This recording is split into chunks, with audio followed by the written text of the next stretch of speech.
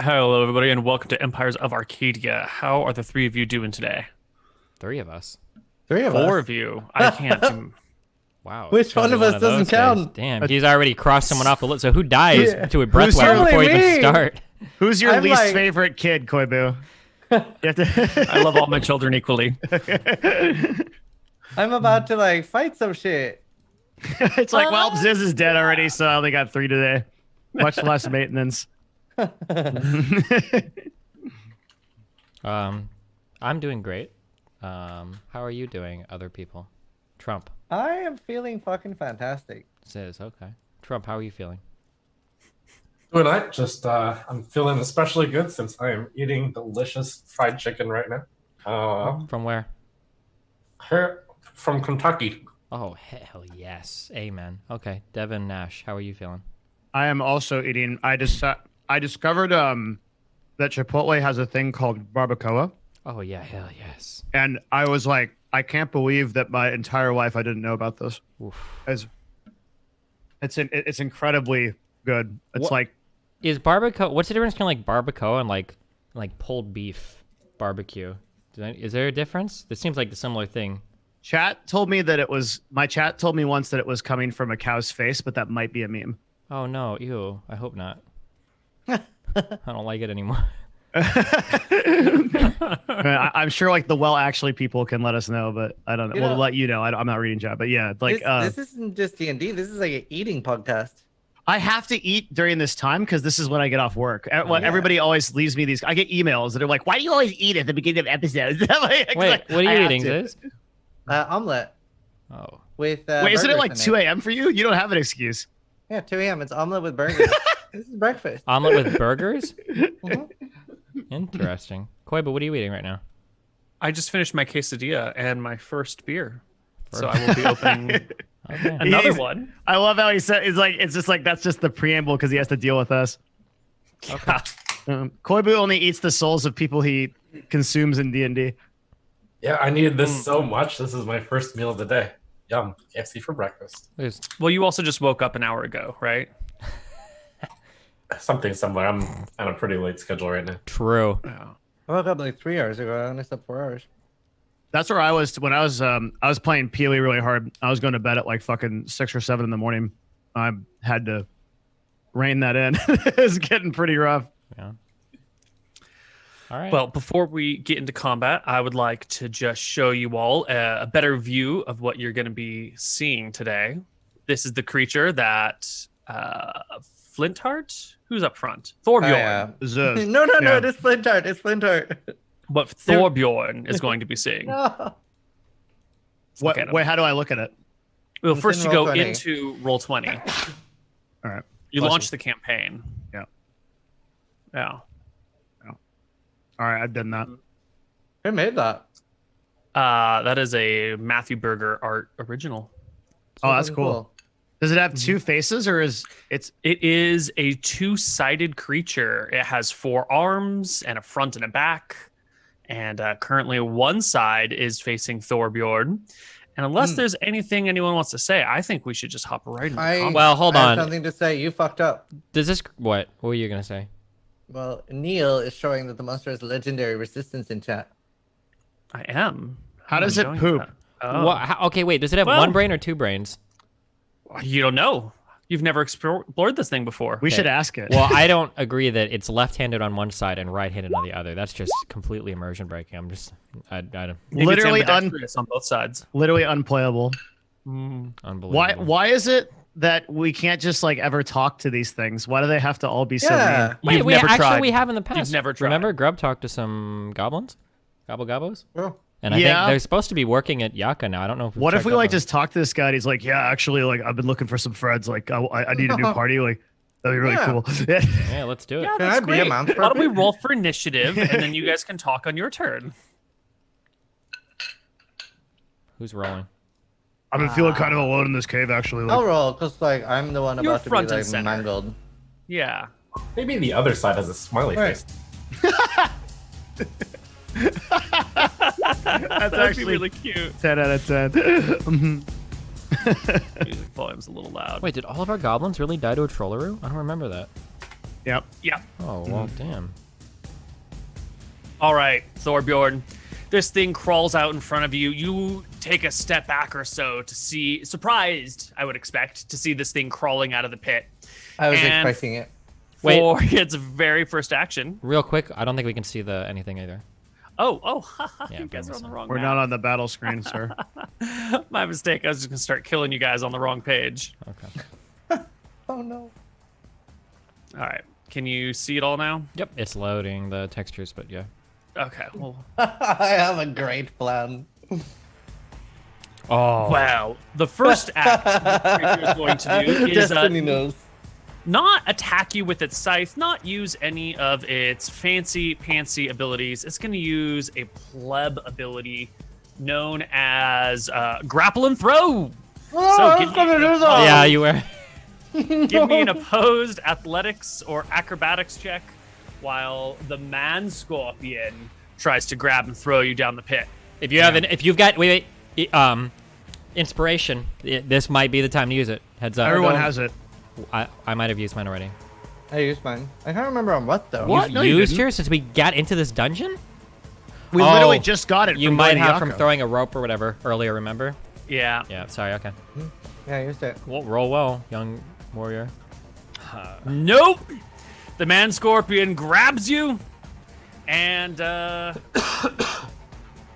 he's gonna chuck you in the pit. Now, it's kind of an awkward maneuver here because he's like climbing up this thing, grabbing onto you, and then he wants to throw you behind him. And normally with a shove, you just like knock someone prone or you push him 5 feet back. So because he's doing something a little unusual here, I'm gonna give you a dexterity saving throw as he chucks you in the pit to grab onto the ledge or something and not just plummet. Okay. Because he's doing something a little more complicated. Okay. And dexterity saving throws for me are at advantage. Because I have danger sense. Is that the case? Because you are, what is it, danger sensing? Yeah. Giving you, you have an advantage on dexterity throws against effects that you can see. You can't be blinded, deafened, or incapacitated. Well, then it sounds like you have advantage. Double ones, though. Cool, but don't rig it. 16s. Wow, that's actually quite Did I get good. double? Wait, You got 2 16s. I don't know why you. Oh, you are not within 10 feet of the paladin, though. So that's. You don't Yeah. get the +4. So the man scorpion tries to chuck you down the pit, and you grab hold onto this ledge right here on the other side and are dangling. All right. Dangling. The man scorpion will continue to face this way, but as we saw in that art preview, he's got 2 sides and 2 heads. So the front side grabbed you and chucked you over and is still facing this way, and the back side is going to breathe poison on you Nice. while you're dangling. So give me course it a is. constitution saving throw or suffer 66 damage. But let me find my physical dice. I'm feeling physical today. Ooh, Oh, you will nice. pass. Okay. Half damage from whatever this die roll is. it's like a fireball. You ever wonder if Koiber like hates playing D&D and he just tries to end like every show ASAP? I do wonder that. 18 damage divided by 2 is 9 for you in the back. All right, and then we will step forward. And what is the cone? 15 feet. How far can we reach with 15 feet? Just the front 2 of you. Oh. The front side will do its breath weapon as well. On just the 2 of you. Double breath weapon? Yeah, so I guess I could have clicked this button at the very start. The Wait, man wait, wait. scorpion, like all the monsters, has multi-attack. And so we scrapped his claw attacks for the shove, and then did the breath weapon as well. Wait, and it each doesn't side say gets to in that that operate. it can do 2. So the man scorpion's got 2 sides. Both sides on any given round can make 2 claw attacks or 1 scythe attack, and use their breath weapon. So in this guy's turn, his front side, what we're calling the Holy front side for now, Shit. foregoed the 2 claw or 1 scythe attack for a shove, and then both sides did their breath weapon. So left and right have both breathed. Can I get those con saves from Does it get Zai, 6? which I see? Does it get 6 attacks around? Depends on how you want to count it. As little as 2, as many as a lot. 26. All right, so Flintheart will pass. Zai will fail. The damage is Yeah.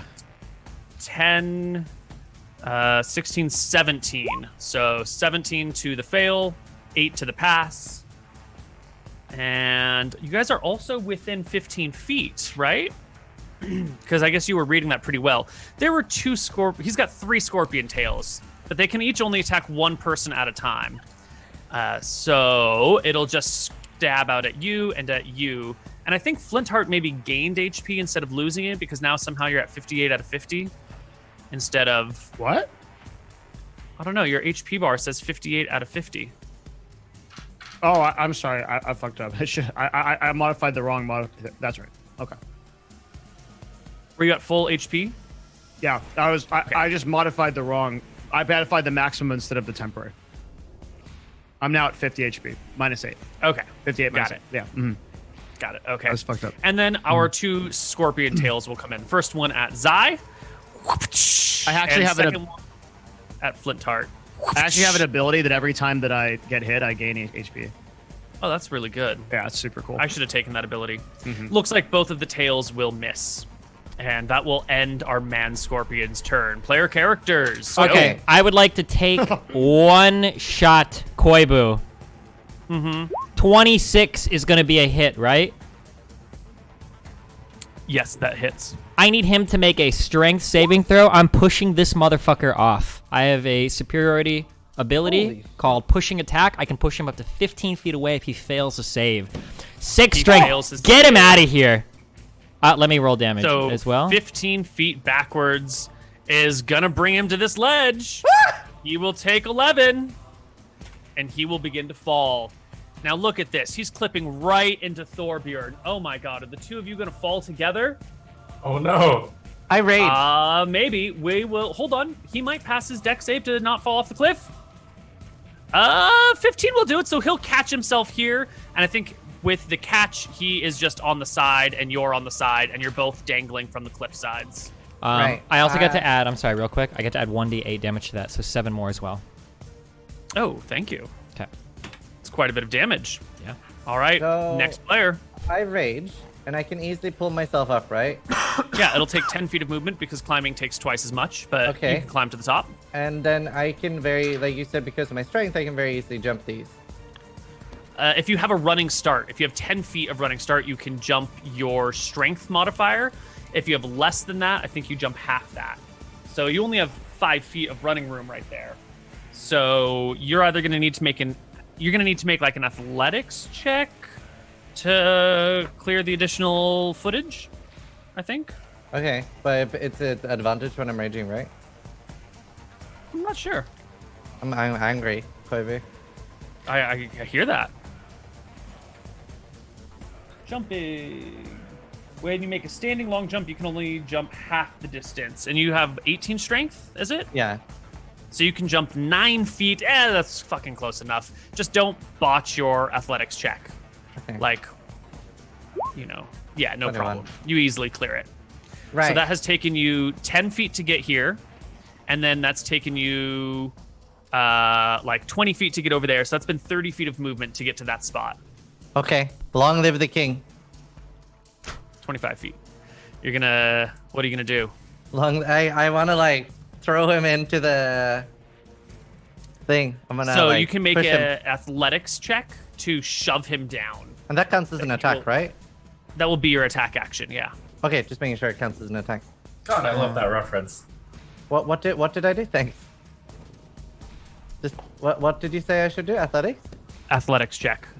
Opposed by his athletics check, he'll get a Mine's an 20. advantage.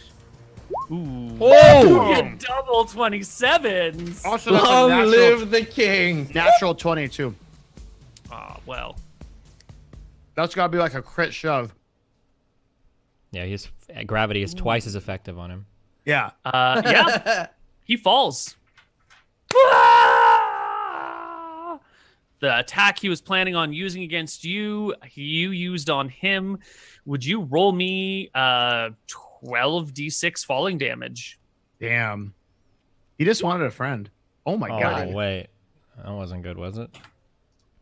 All right, 40 damage. Then what? No, that should be good. It's average. It's Oh, the I think it's dead. No. next Yeah, person's okay. turn. We should jump onto the side of the pit, ready attacks, and then when it comes back up, we'll fuck it.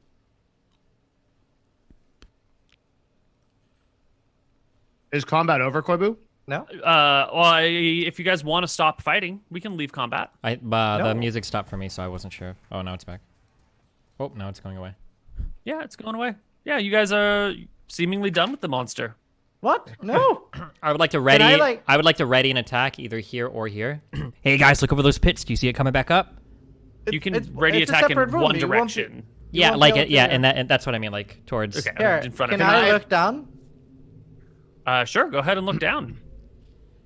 How far can you see? Not far enough. Yeah, it's a deep pit. It's Why are you 120 looking feet. over here? It's obviously on the right pit over there. Can This is a I? dead end. Can I jump across? Yeah, if you have at least 10 strength and 10 feet Yeah. of running room. And no then can I problem. look down? Yeah. Obviously, with not like going over the edge. Okay. Yep. Okay, Flintheart, you have the rope, right? I can tell the party. Yeah, I do. Okay, I will tie one end to myself, hand Flintheart the other, and I'm doing that running jump. Yep. Give me your athletics check. Just to see if you can make it. If not, he'll probably catch you. Athletics. Ooh, thank God he's there to catch you. 10-foot rope. Wait, Flintheart no, you pulls said it in. DC 5, not 10. Oh, did I say DC 5 Mhm. for him? Yeah, that's why it was so funny that Destiny rolled a 1. Oh, right. Good one. This. Right. Okay, so then you make it, no problem. Great. I cannot Actually- see the monster. It might be a little harder for Zai. jump He's got less over strength. to the other side. You take a sounded running like leap back a- up. Running I'm gonna Sounded look like a- over this edge. Can you toss him one of those ropes, Zai? Yeah, I toss it over to him. All right, so you're still tied to the rope, but you take Yeah, the I'm hand, tied the other myself. end from Flintheart, toss it to Corin. Bring Flintheart back here too, For what? so we Helping can Destiny help not me get die. across without falling. I gotcha. Okay, what am I rolling to jump this? Athletics check. Natural one. I'm tying the rope around my waist before I go across. Okay. All right. All right. Not a So jumper. Okay. The man scorpion has fallen into the hole, but you still see this area as frosty, super frosty. Hey, we can see miles ahead, right? We're limited only by the darkness down there, correct? That's why we can't see all the way down there. Because it's dark. Yeah. Okay, I tapped. No, wait. Who's got the most rope here? Who was the person who picked up the Hey, rope from? does anybody here have more than 30 feet of rope? I have 130. You have 130. Tie your light stone to the end and drop the rope down so we can see if we can see the monster. Oh, I do that. Cool. You tie a light stone, That's so smart. and here we go. And you can drop it 130 feet down, right? I am readying an attack, pointing down. Holy Ba-doop. Ba-doop. Oh no. What? I'm gaining 21 health from wholeness of body. Oh wait, I wasn't scrolled in the correct area. As it was going down, we didn't see the monster, did we? No. Mm-mm. I also think this light stone has the wrong vision radius on it. That looks looks really very small. small. Yeah. Yeah, it's way too small. I think it should be twice as much. It should be more like that. There we go. Okay. Okay. We're gonna stack you guys on top of each other. So wait a I minute. wouldn't have put it that far down because I'm not trying to man scorpion There. fish, so I don't want the man scorpion to just like grab our light stone. I just want to see Right. it. Right. So maybe you lower it to here then. How about we lower Corin down and like he could just like pew pew him with his bow? Yeah, after you, my friend. I'm not getting lowered down into that pit. I've already been in one too many of these today. Can I run an Arcana check on that frost ahead of us, like a magic check of some kind? Yeah.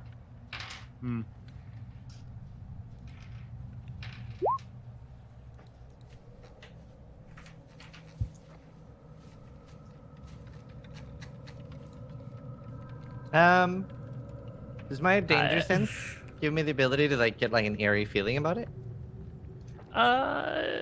About what? The ice, the frosting.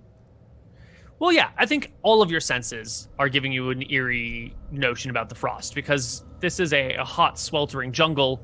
There is no ice anywhere unless it is magically created. And here you have essentially permanent ice just resting in this ancient tomb. Flintheart, your Arcana check tells you that this is some scary ass evil juju. It's probably a couple of liches back there. And yeah, that's about all you got. With the 7. I don't trust it. Does anyone else want to have a look? I'm a barbarian. I don't know I the name mean- of this stuff. I think we should deal with the giant fucking monster that's right beneath us before we advance further, but maybe that's just me. That room down there looks to be of similar construction as the one we were at, adjacent to us. It's possible that that's a dead-end room down there, that he's just hiding in the corner. Can we blow it up? That's a big thing to do among the dwarves. Okay, dwarf, did you bring any explosives with you, or do you just produce these magically out of your dwarven ass? Well, I've been known to, but it depends on what I eat. Any ideas, Zai? Yes. Speaking of eating, I believe our dwarf is on the perfect plan. Sooner or later, that thing's going to get hungry. So it'll have to come out. And when it comes out, we kill it. I don't think we would do very well coming down to it. How do you know it doesn't have a food source down there? Could be storing food. That could be its nest or something, no? I could go look. You could lower me down. Flintheart could hold me. Sounds incredibly risky. You're welcome to, of course, but... Or You're Sai not a lot more welcome to do nimble. that. I think that's a death warrant. I may have an idea. Let me think for a moment. Do we have anything we can make a mirror out of? No, mirrors are very difficult to make. You in this day and age, a mirror is made by taking a piece of silver and polishing it so finely that you can see a reflection in it. And then if you want to be fancy, you can put some glass over on top of it, but you don't really even need the glass. So it's uses precious metals as resources and then, high skill and precious resources to do the polishing.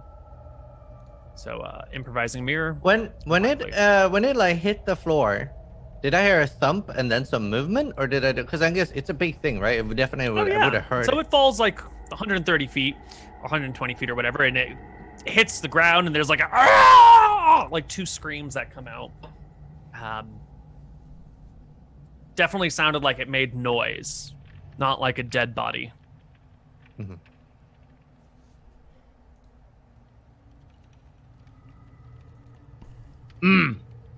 If we get closer to it, I can tell you where it is.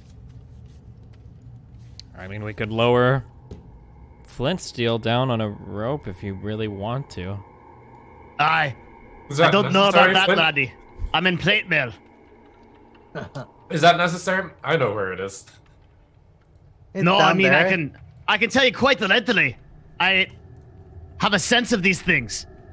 That if something is quite evil, I can tell you just where it is. But I have to be a little bit closer. That's great, but I can also tell you where it is. I don't think that would help us. Well then, Maybe we should just set up camp here and rest. You want to rest right above the pit? Do we know if there's more of them or other types of creature Well- in here, or a creature that might own this one, or... Well, something we could do is we could climb up one of the we could go up. We could like just climb up, and then rest up there. I think Thorbjorn had the right idea. I was just thinking about setting up my tea set right here. Shall we? Well, the only thing that I'm worried about is that ice. It's giving me the heebie-jeebies, and I don't really want to set up camp right outside. What if it's some sort of like powerful wizard or creature or lizard or I don't know, but I don't like it. So, That's probably the case, but I think the trap will only activate when we go through that corridor. yes, but there's no harm in climbing up. We have the spikes. there's a lot of harm. Let's say that man scorpion thing decides to climb up while we're climbing up. That would be very bad for us. Okay, I see your point. Aye. What we need is more information. No harm in waiting for it. Yes. Okay. Let's begin our rest then. I just sit down and start sipping water because we forgot to bring any torches. Okay. Actually, I do have my what is it called? The flint, and I still have. Do I? Nope. I gave that up too.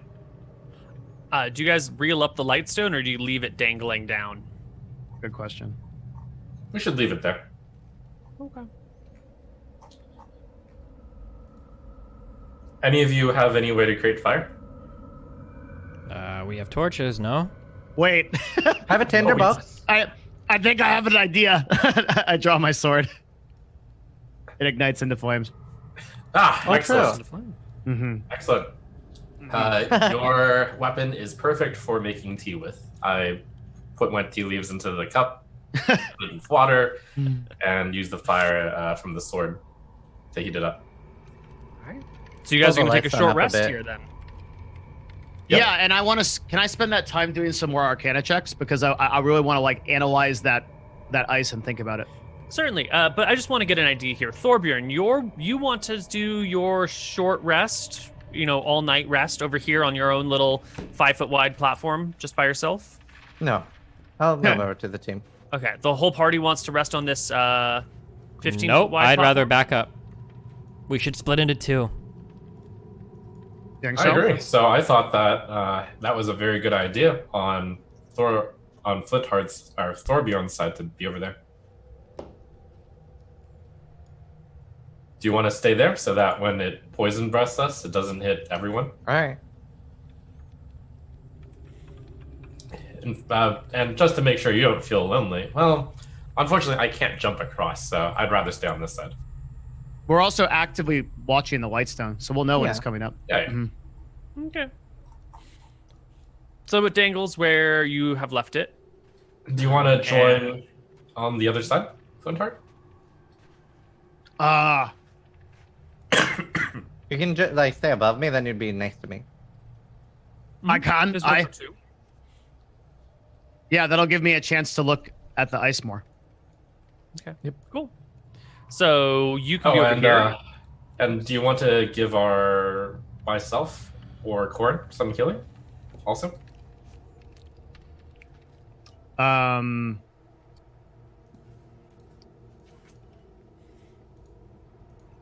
It's pretty hard for me to do that for a lot of reasons. Just a sec. Yeah.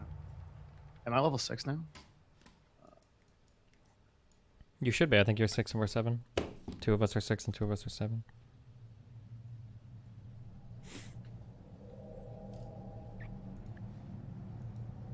Yeah, Paladin's not a main healer.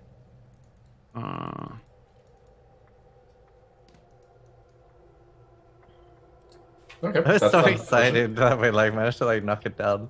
Do you? I look at Corin. Do you still have that healing potion from a long time ago? I never Okay. had a healing potion, unfortunately. That one, Oh, I that's believe right. we only had 3 That's or right. 2. Yeah. Well, Corin, I value you I value your life above mine. So here, take mine. I give him a healing potion. How much does this heal? It heals 2d4 plus 2. 2d4 plus 2. Monk, you're on the front lines more than me. I'm not gonna lie. Watching you get destroyed by that Ankh Queen repeatedly over and over again, it takes balls. You can have it. Don't worry, Corin. I've got my own. I take out the orc healing potion. Oh, Well, All right. okay. I'll drink it then. It's 2d4 plus 4? 2d4 plus 2. let's see. Hold on. Before you do that, Zai. What? You go ahead. Yeah, Okay. that's good. Ooh, 6 HP. Amazing. I can hear one of you for a little bit, but it's not too much, I'm afraid. Well, I think any amount would help here. I will. I'll hop over there at some point. I'm gonna cast Cure Light Wounds on Zai. Which is this spell. 8. Thank you. 3 of 4 remaining, I see.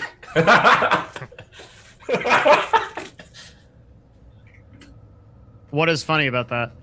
Yeah, what is funny about that, Thank you. Trump? Tell us. Nothing. Nothing is funny about that at all. So Y'all just had a long rest. I'm not a cleric, so everything that a paladin expends is a long rest, and I also use those for my melee attacks. Yeah, Trump. Okay. Corin. I was going to risk drinking this myself, but if you want to take the risk, remember when we found this cache of potions in the orc encampment? This one probably isn't quite as good as a normal healing potion, or maybe it's even better. Who knows? I think you're wounded enough that's worth a shot. I uncork it. Does it smell like the other healing potion that I just drank? Does it smell? What does it smell like? Feet. Okay. I recork it. Yeah, you know, maybe another time when I have a cleric closer by, I don't feel like drinking strange orc tonic in the depths of a sideways or upturned dungeon. Thank you, though. I hand him the potion back. Okay, I will keep this in our most desperate of times then. And then I'll just sip tea and keep watch down there. And I think we're beginning our short rest. As we all quiet, can I make a perception check to hear if I hear like movement down there or? That's quite good. You don't hear any movement down there. If it's still down there, it's being very, very quiet. Okay, ready? I'll make a separate check for this if I need to. I've thrown down a lot of rocks, right? I know what rocks sound like when I throw them down. Can I find a sizable chunk of ruined wall here, toss it down? When it lands, I want to listen if anything else in the room like reacts, like scurries a little bit. Like if you throw a rock into a room with a cat or a dog, you might hear it shuffle about as you toss something in. So I would like to toss something over the edge, I guess, and listen for that. We'll keep your same former perception check. Thank God. Okay. Let me make a separate die roll of my own over here. For future rolls for listening in this dungeon, could I argue that we would be listening on perception on advantage because it's probably so fucking quiet that any sound would be like super noticeable? That's a pretty good argument to make because you are insulated from the outside world, from the wind and the birds and the monsters. It's a very still area. Yeah. I think as long as there's no combat and you guys are all in silence, you can roll up advantage. But the rock falls, it clatters around for a moment, and you don't hear any response from anything down below. Okay. Are we really planning on resting here for 8 hours? We're going to take a sleep here, guys? I'm cozy. All right. So while you rest, let's talk about the area you're in. You will see a sconce right here and a sconce right here. They are now on their sides and empty, but it looks like this room that you're about to enter into is flanked by what would be sconces, which would hold torches or some sort of lanterns or something. You'll also notice that there is a gap right here that goes down. There must be some sort of room right through this hole right here. It might be a little hard to see with these blue frost lines over it. Sure.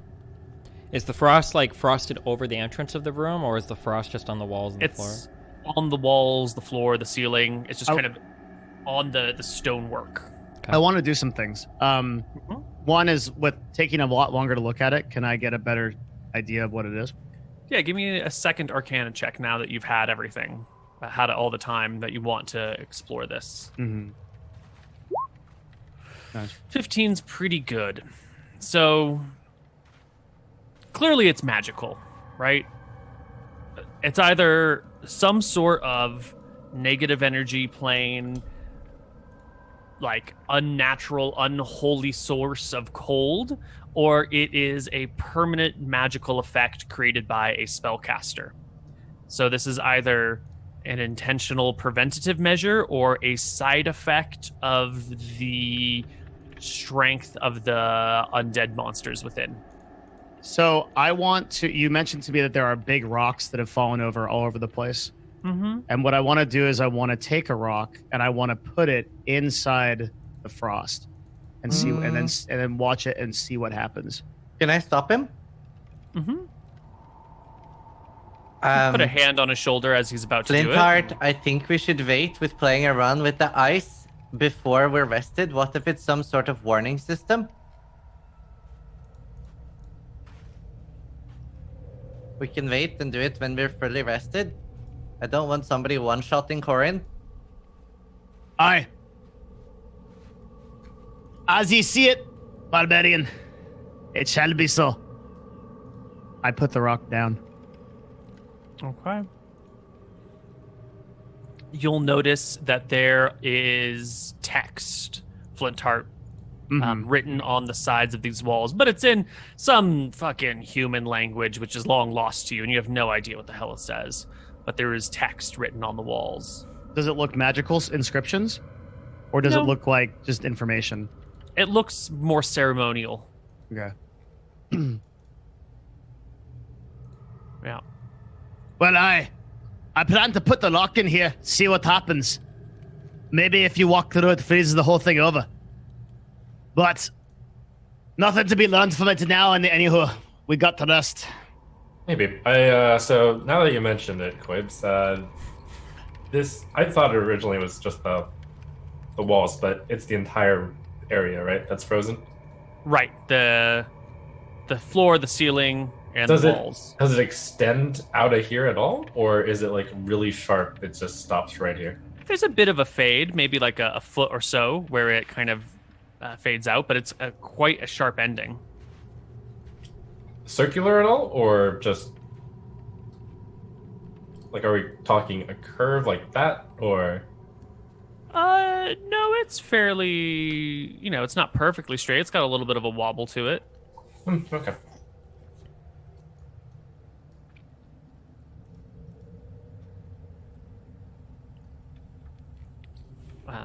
No further questions, worth Your noting Honor. Ready to just it press 3 does hours. extend into the room beyond. Now, the frost here is pretty minor.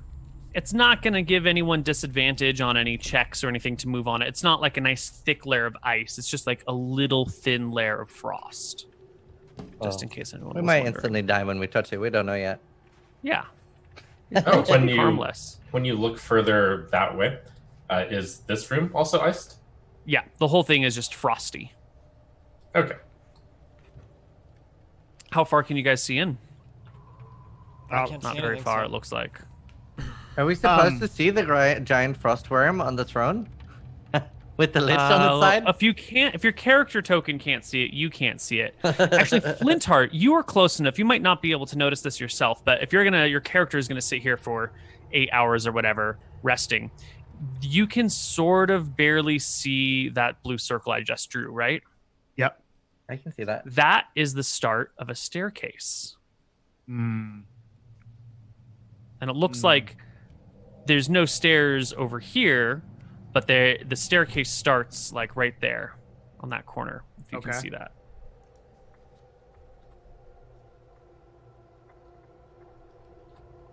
And actually, you'll notice the exact same thing on the other side as well. There appears to be a staircase right there. Mm. Yeah, Thorbjorn, if you move to his yeah. position, you'll be able to see the other staircases too. Okay. So you guys wait. You take a short rest. A long rest here. Okay, dude. All right. Hours pass. Wait, did we do it? We're good? Hours begin to pass. Is there anything you want to say or do before Well, were you before about we to give get us to a the end of free this? short rest, or? This is. I want to set up a contraption if we're really going to short rest here. Are we like taking turns, like looking down the pit? Obviously, I don't want this creature to set up or to like just walk up and we not notice it. Mm-hmm. So, Probably a good idea. are we gonna have like short rests, or during our short rest, are we gonna have watches where different people are just looking? Yeah, like one on each side. So let's say me and Flintheart on the first one, Thorbjorn Korn second one. Okay. All right. Cool. As long as there's somebody looking constantly. Yeah.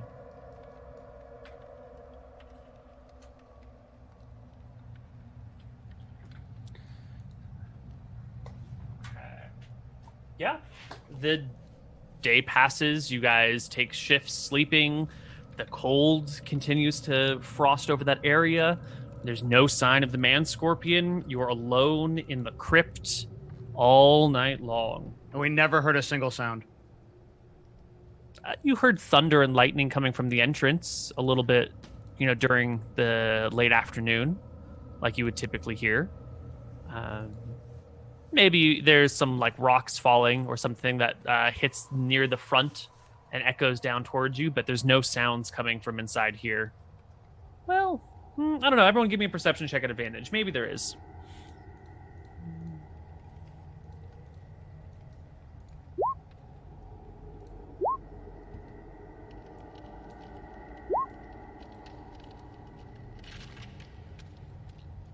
That's 2 people. Right. What? 9, 18, 17, 20. Those are pretty good.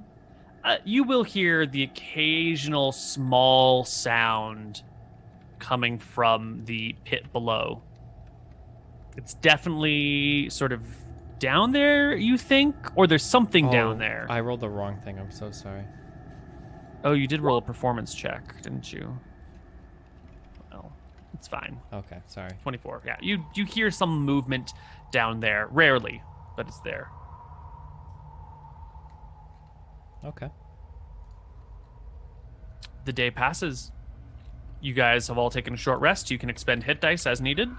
That's why I don't like to heal, if that happens.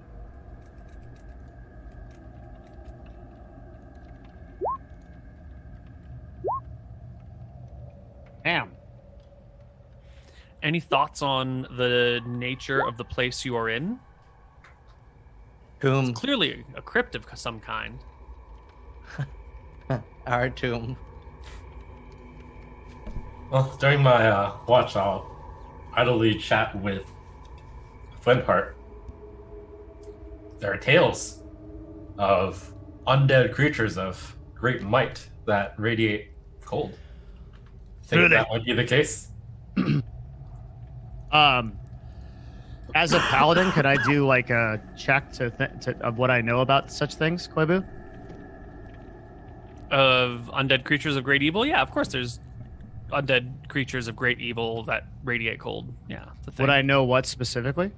No, I think we chatted about that already with your last Arcana check. There's some things that are strongly enough tied to the negative energy plane can produce chill effects as it sort of drains heat from the material plane. But this seems to be an Link entire between room worlds. covered Yeah. in frost.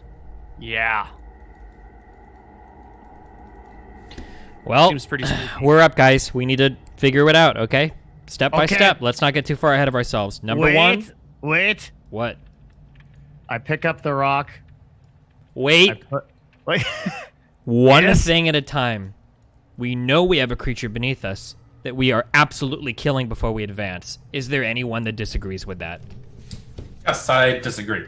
So, after spending my day here and thinking about the mortality of men, I've decided that we should move on to Ember's Keep. You want to leave after all we've uncovered in here? It must be a very mighty creature in order to give off such a aura of frost, shouldn't it? You know, I actually agree with the monk, and I'm not even kidding here. The chances that we'd fight something of this magnitude and survive seem quite small indeed. And it isn't... We don't have any allegiance here. There ain't no one telling us to go do this or not. We're here on our own option. But think of all the treasure that could be inside. Treasure's not worth your life, lad. When you live as long as a dwarf, you understand that. You don't think it's worth at least killing that creature down there? Maybe he's holding something, or maybe there's something we can investigate cautiously ahead? I had a pretty good look at it. It didn't look like it was carrying anything valuable at all. Ah, you were rifling through its pockets in between it trying to knock our partner here down the hole and me It blasting didn't it look over? like it was wearing very many clothes there. It was wearing a loincloth. What's it keeping in there? Oh, I don't know. I haven't I looked don't know beneath. I don't know what you consider treasure, laddie. But whatever's beneath that loincloth, I'm not very interested in.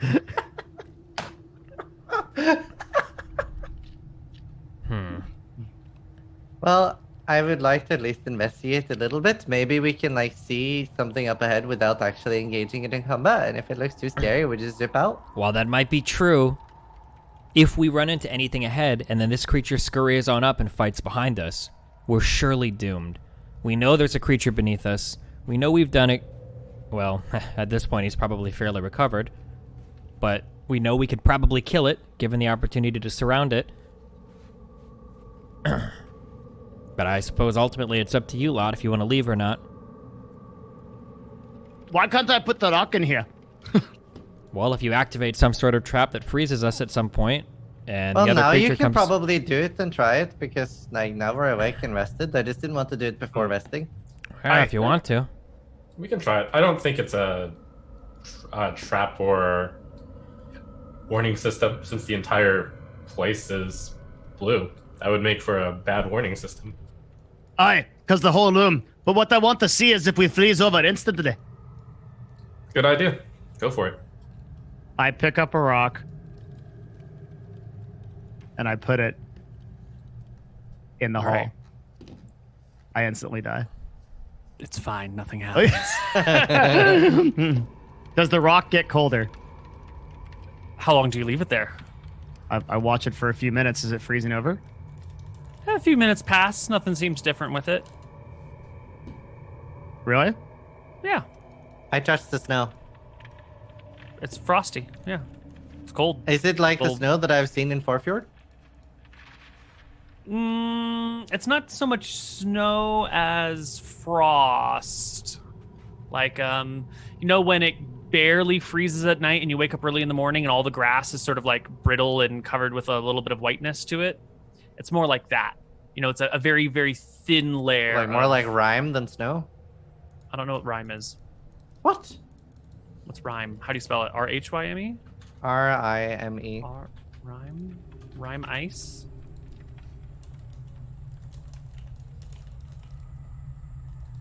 Yeah, it's more like rime. That's what I mean. Can I break off a small piece of it?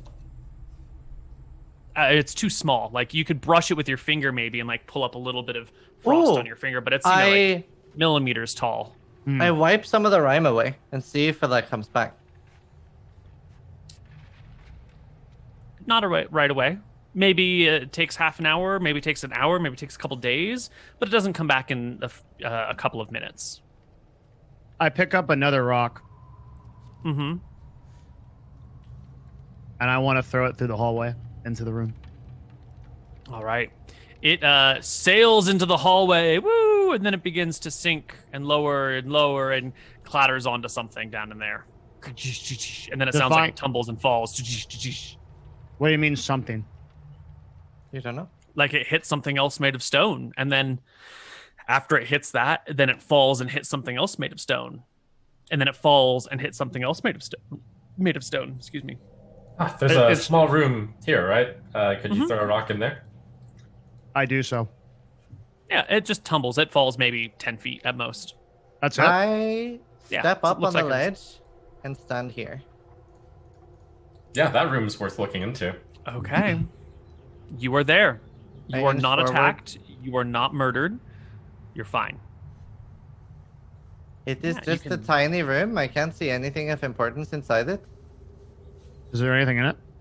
It's a very tiny room. Wait, Yeah. have you dropped a rock in there? No? Drop a rock in great. there. Check for I news. throw a rock in there. It falls the 10 feet and hits the floor on the other side. You can see that this room was probably once some sort of storage room. There are actually some old rotting like brooms and stuff lying around here. There's some fabric that has just completely worn away, but it's just barely knitted enough together enough to still have some semblance of being fabric. The frost does sort of make its way into this room, although it seems to be thinner in here. Yeah, it looks like the room that you might have, the antechamber to a crypt where you might keep the cleaning and storing supplies. There's probably candles buried in here somewhere. There's some like rubble where bookshelves have fallen, but it's been 1,500 years-ish since the mountains came and the storms came and the mountains rose, so it's all kind of destroyed by time. It's got dust lying all over it. I think we should look into the room a little bit and see if there's like anything interesting. Well, it's at this point where I'm like holding this rope with the stone on it. That if we go further in, that thing will ambush us from behind. So Hey, I can sit here and I can watch the hole. Are we missing a character token? Oh no, okay, you guys are just on top. Oh of yeah, each sorry. other. Yeah. I'd agree with the Archer. We don't proceed unless we decide to kill this thing. But then again, maybe we just walk away. What I think sense I is can it? hold the creature at bay. If you guys want to go ahead and explore for it further, I'll give you a shout if I see him here. I'll shoot him down if he tries to crawl back up. Assuming Okay, I there's no won't other go far. exit out of that room, though. Is it just there's just a tiny like door I have to jump over, right? I just have to like. Oh yeah, you could step over it. It's like 2.5 feet wide. Okay. I like inch. I'm going super fucking slow here. Yeah, you can see the room before you has multiple staircases. And beyond the staircases, or what the staircase is attached to, would have been, if this were flat on the ground, these like raised diocese. I maybe see 10 tombs. feet up. Yeah, and on the raised diocese are sarcophagi. But since everything is now tilted on its side, instead of going up, these are like protrusions out to the side. The room itself has a domed ceiling, which is now the domed right wall from your going in perspective. The left wall is now flat and even with you, and then the right side just like domes out quite large. There are sarcophagi. Do I hear You can- anything?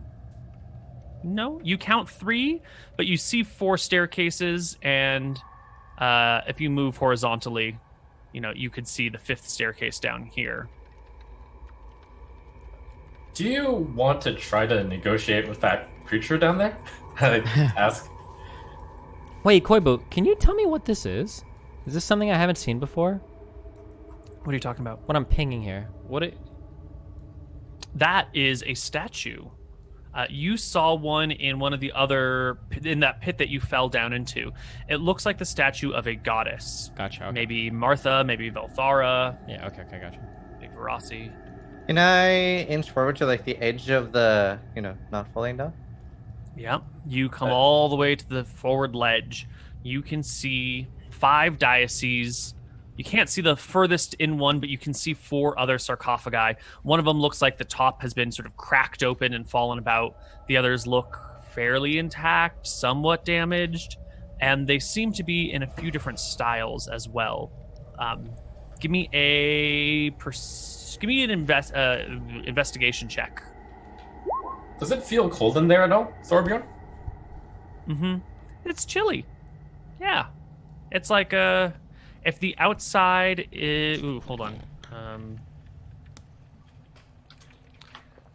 If the outside is 85 degrees Fahrenheit, also known as 29 degrees Celsius, in here it's closer to 30 Fahrenheit -1 Celsius, something like that. There's a pretty big temperature differential once you're in, as far as Thorbjorn is.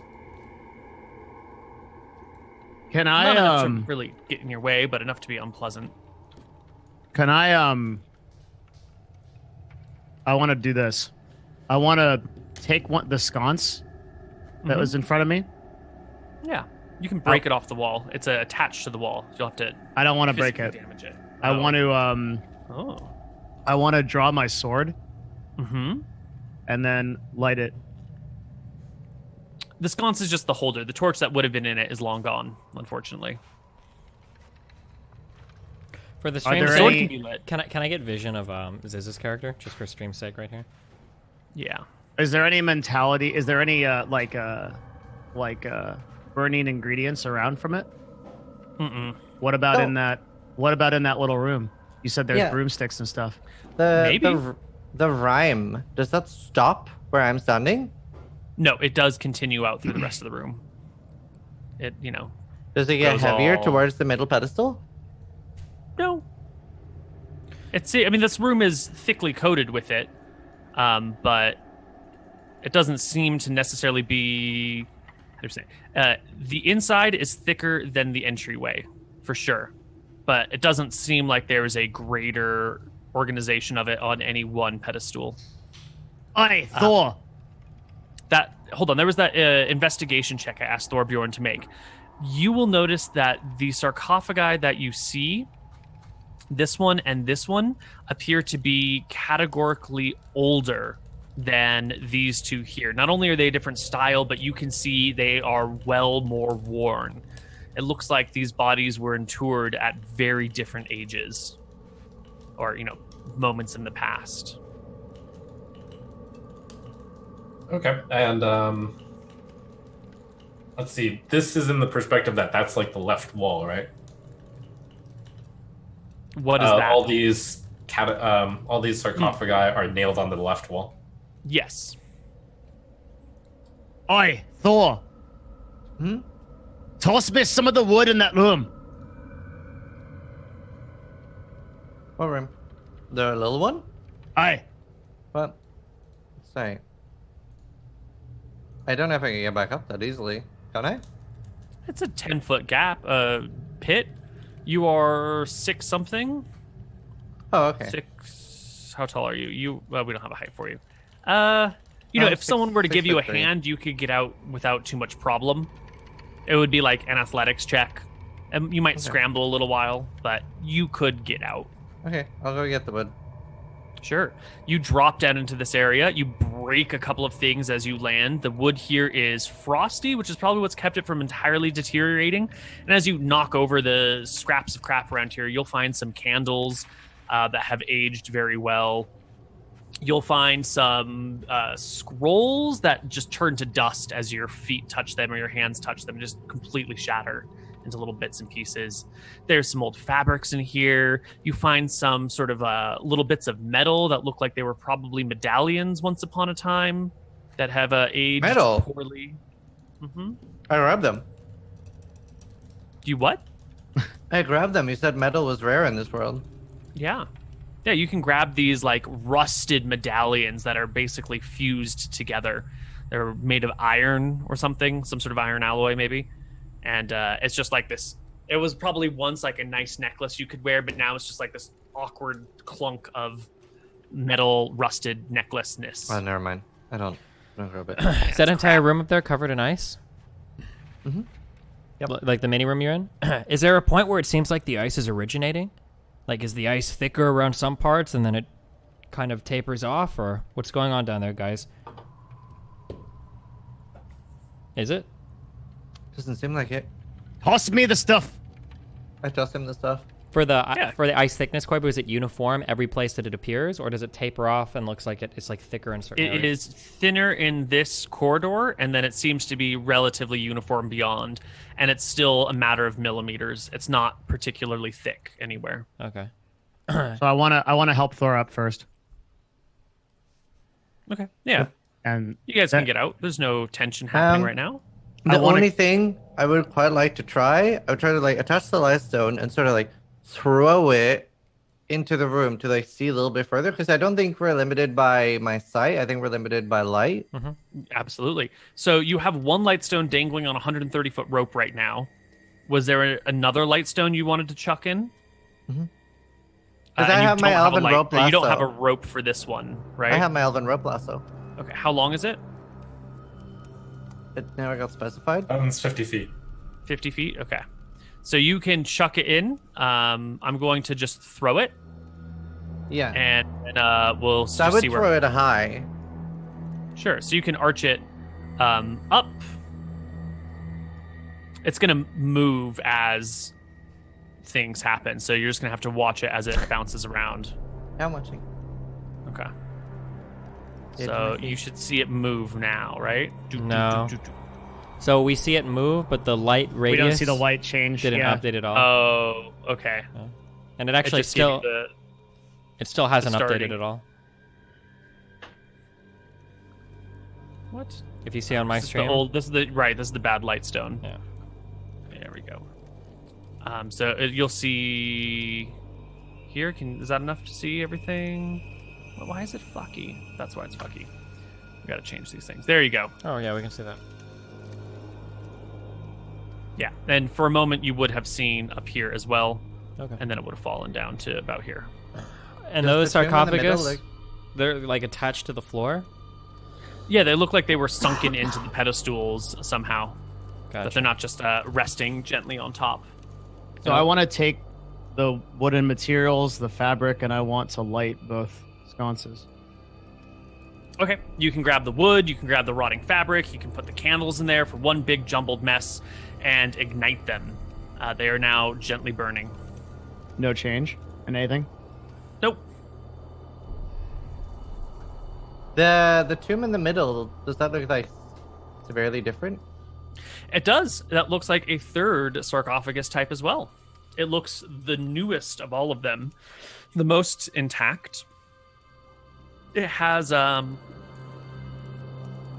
relief of a person on it, although you might only barely be able to tell that because it comes out about 10 feet.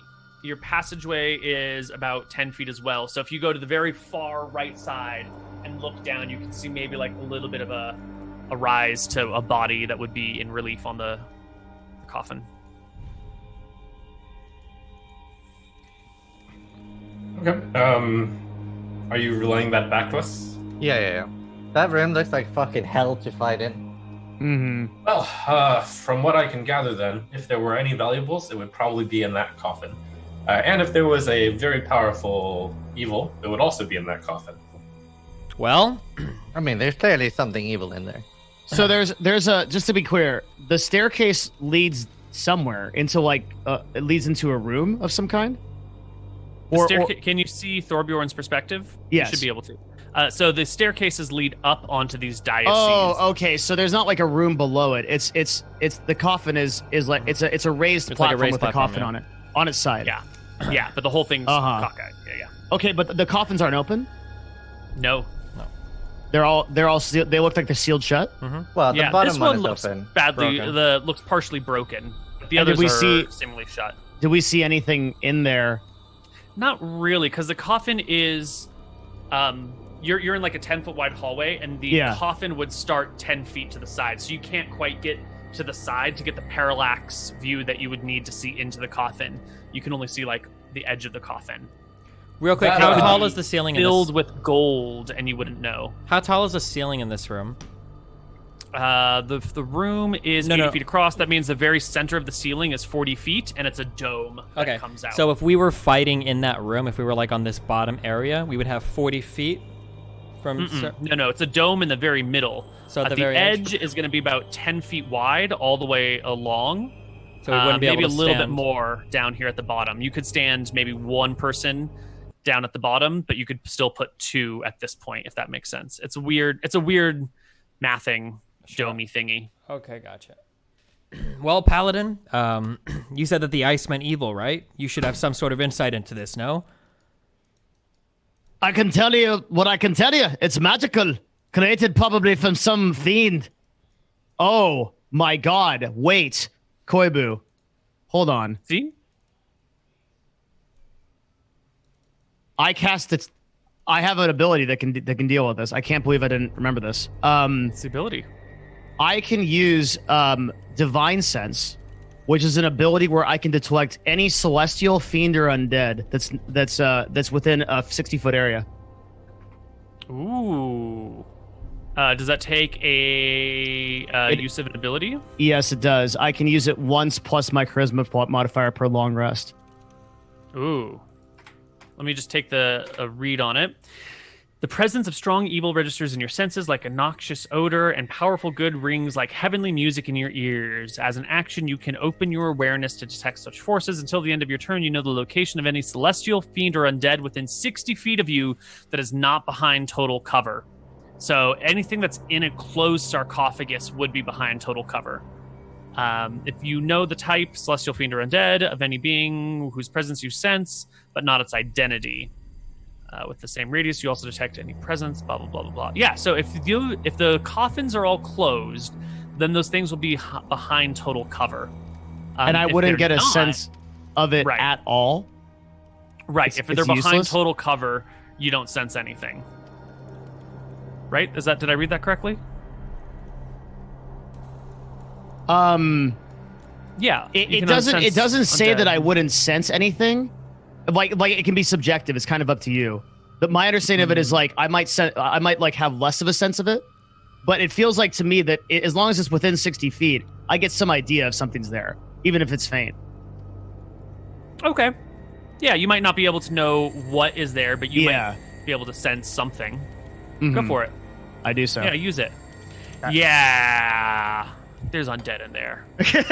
Yeah. More than one? Yeah, is there more? Yeah. Okay. Okay. Well, Paladin, this is what you're made for, right? Slaughtering undead? Dwarf? You know, I don't think paladins in this world are for that.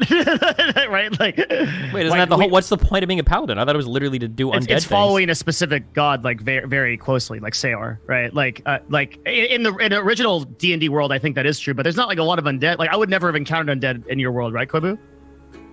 Yeah, you've been probably undead free your entire life. Yeah.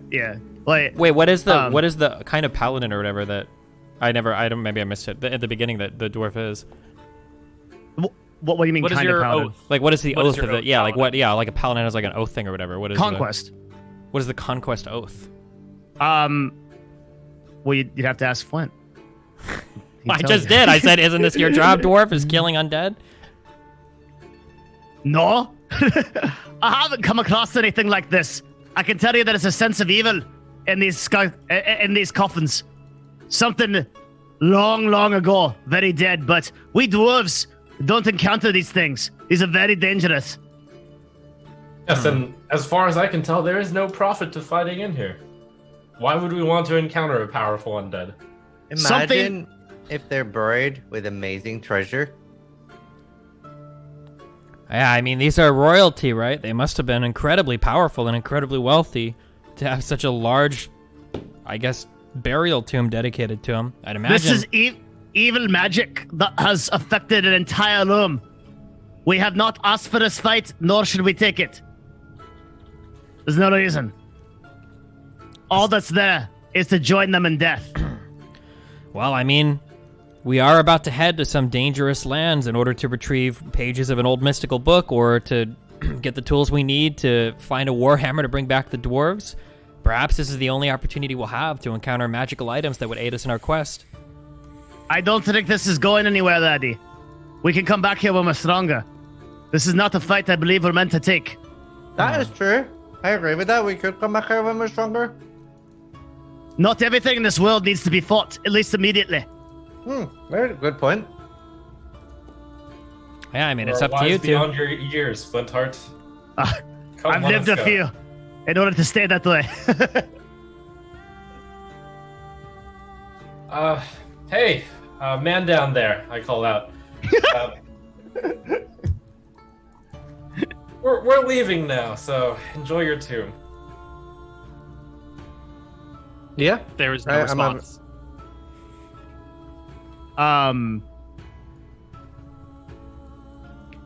I say something to it in Dwarvish. What do you say? What do I say? Think about it.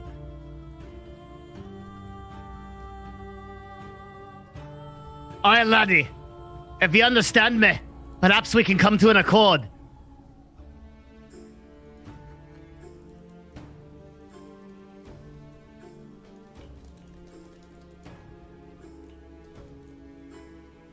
No response. Mm-hmm. All right. I stand over on this left side, and oops, not there. Okay. Well, once you strong people get over on this left side, I'll make my way across. I jump back over. Fish out that lightstone, and let's be on our way. Yeah. Orin. I'm so proud of this party right now. This is. All right, you guys bring out your lightstone, and the party leaves. Sorry, Koibu. I would have pushed on Um, Quaibo, I'm sorry. Right. So you guys, we're just gonna need a couple quick athletics checks here. You've got some ropes together. Corn and Zai, just make me 1, 2, 3 athletics checks. You can rope your shit, no problem. Just don't roll a bunch of fucking ones. We'll be fine. Holy shit, Zai! I'll clarify. It's the same thing I've done each time. I tie it around my waist and make sure they are holding onto the rope. Blah blah blah. Zai tumbles into the pit and gets eaten by the scorpion. Yeah, Zai, you'll survive. You're gonna take some moderate damage from like having your waist cinched so terribly with that 0. God, the negative. Okay, it's fine. It's fine. Just take 3 points of damage as you get like slightly choked out by the rope. Did he have it tied around his neck? Well, you know, I'm just. You know, yeah. All right, you guys can easily make it to this next platform. And the rope that you left is still there. The roper is still here. It should be an easy thing to climb that rope and escape the temple, the tomb, and head back out to the world above. So let's bring our players back to our world map. And let's go back to our jungle. So, party members, you have decided discretion is the better part of valor and have left. You are here in Hearthhome. You yourself say, Koibu, that not every fight in your world is meant to be taken, right? I do not build battles to be perfect for the party I'm fighting. I build battles based on what I think the battle ought to be. So maybe that tomb's filled with 20th level witches from hell. Holy shit. Maybe it's just got like one Casper-like ghost who's lost and confused and wants to give away all of his treasure. Yeah, okay, dude.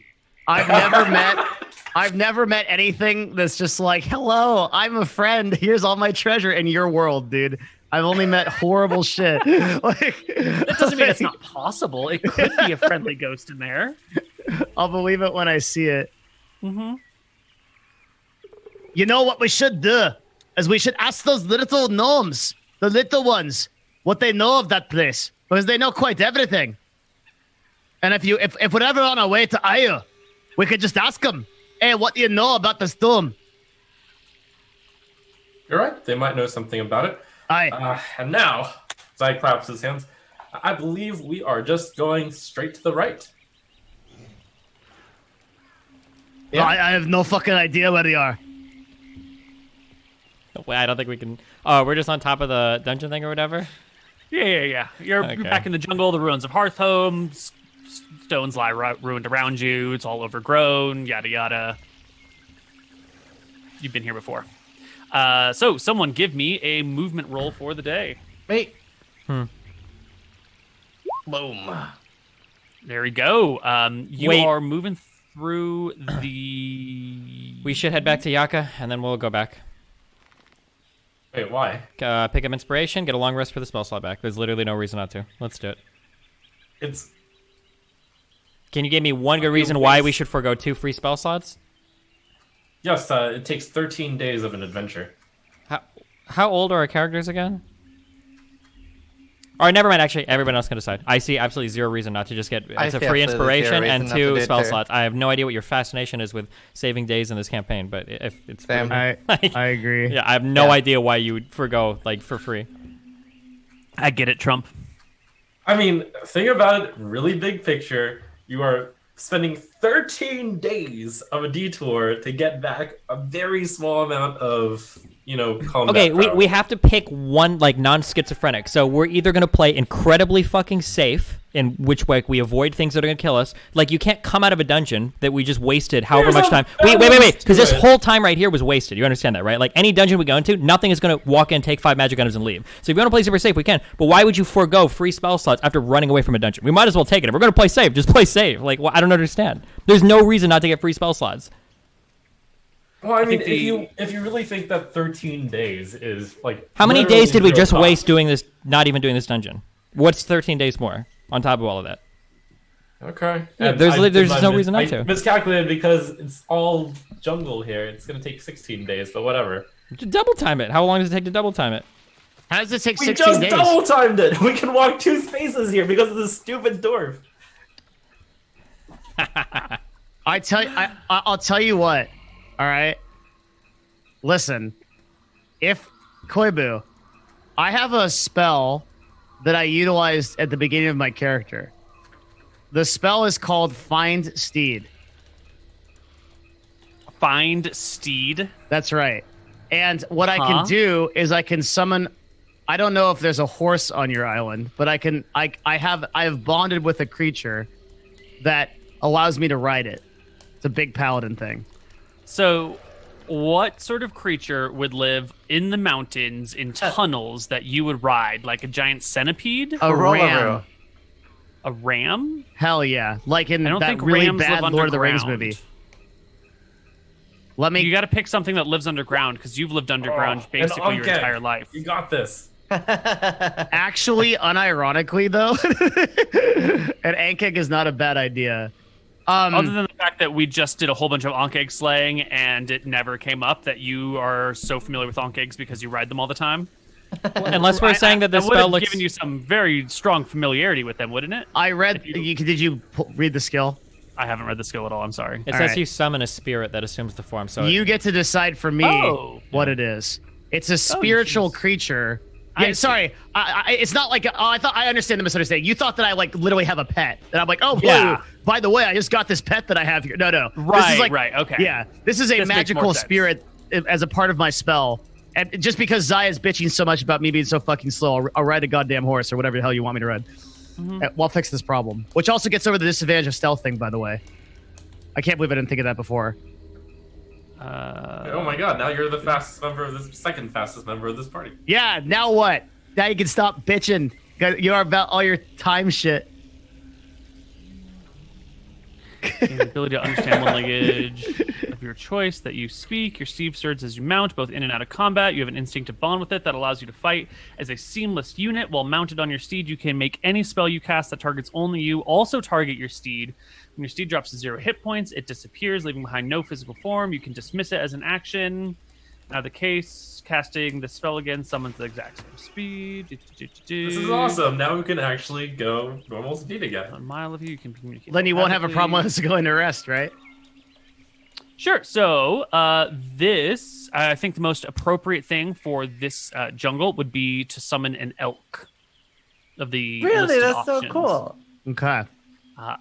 A large spiritual elk appears before you, which you can climb, and you can now move at elk speed, which is party speed. I think Corin is now the slowest person in the party with a speed of 30.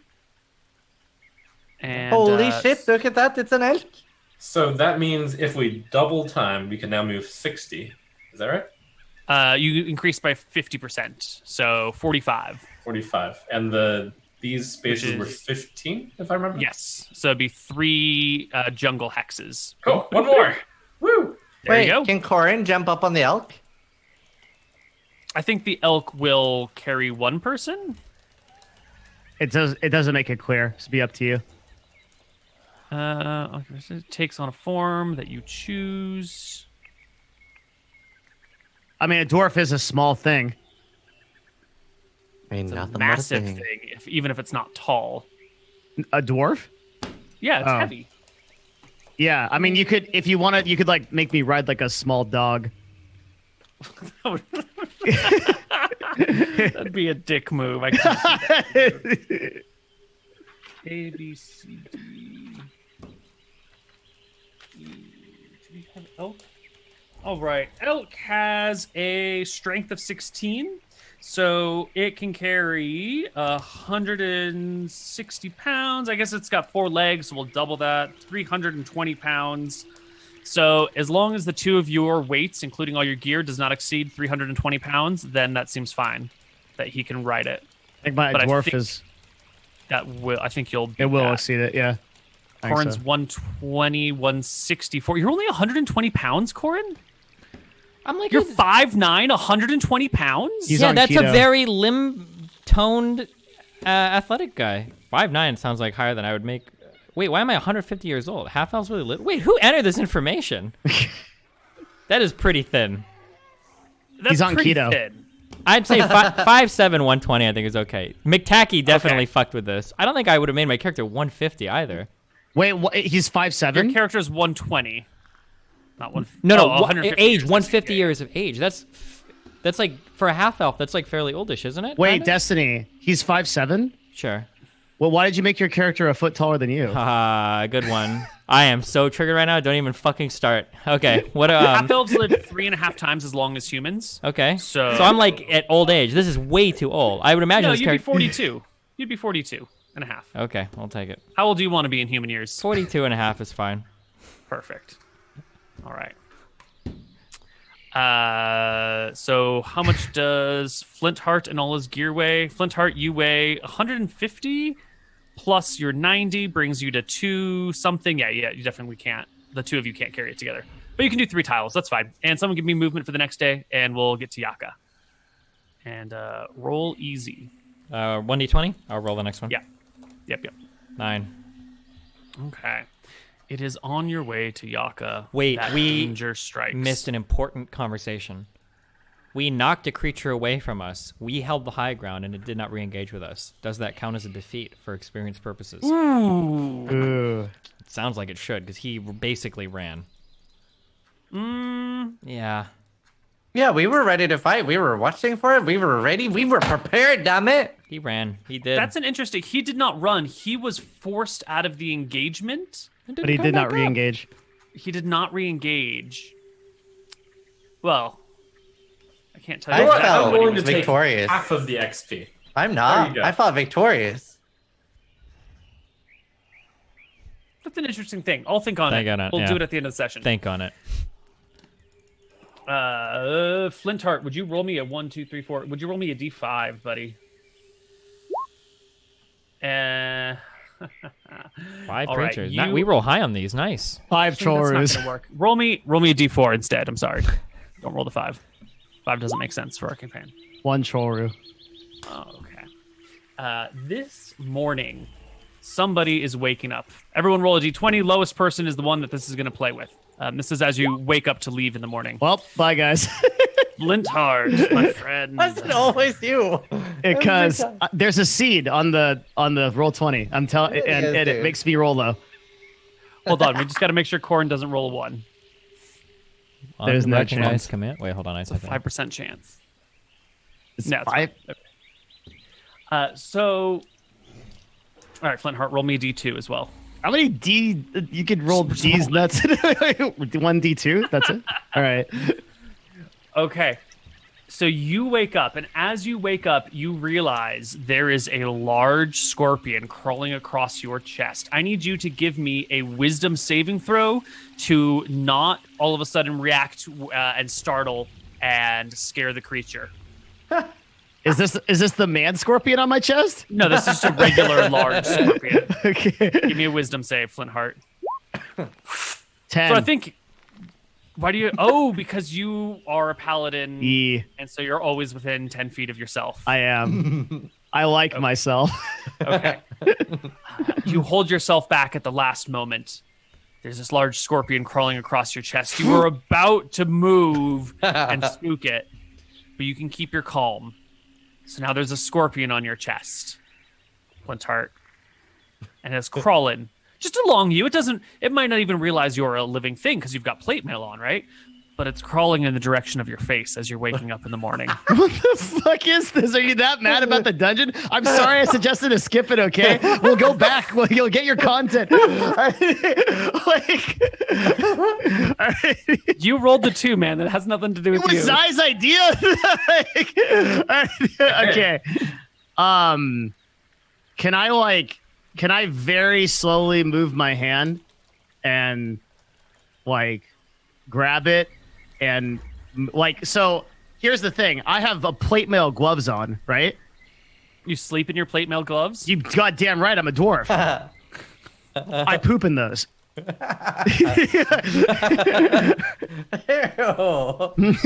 You're full of I don't know shit. why you would poop in your gloves and then put your hands back. Maybe it's for warmth? Yeah, in case it gets too cold down there. All right, you got your gloves on. Okay.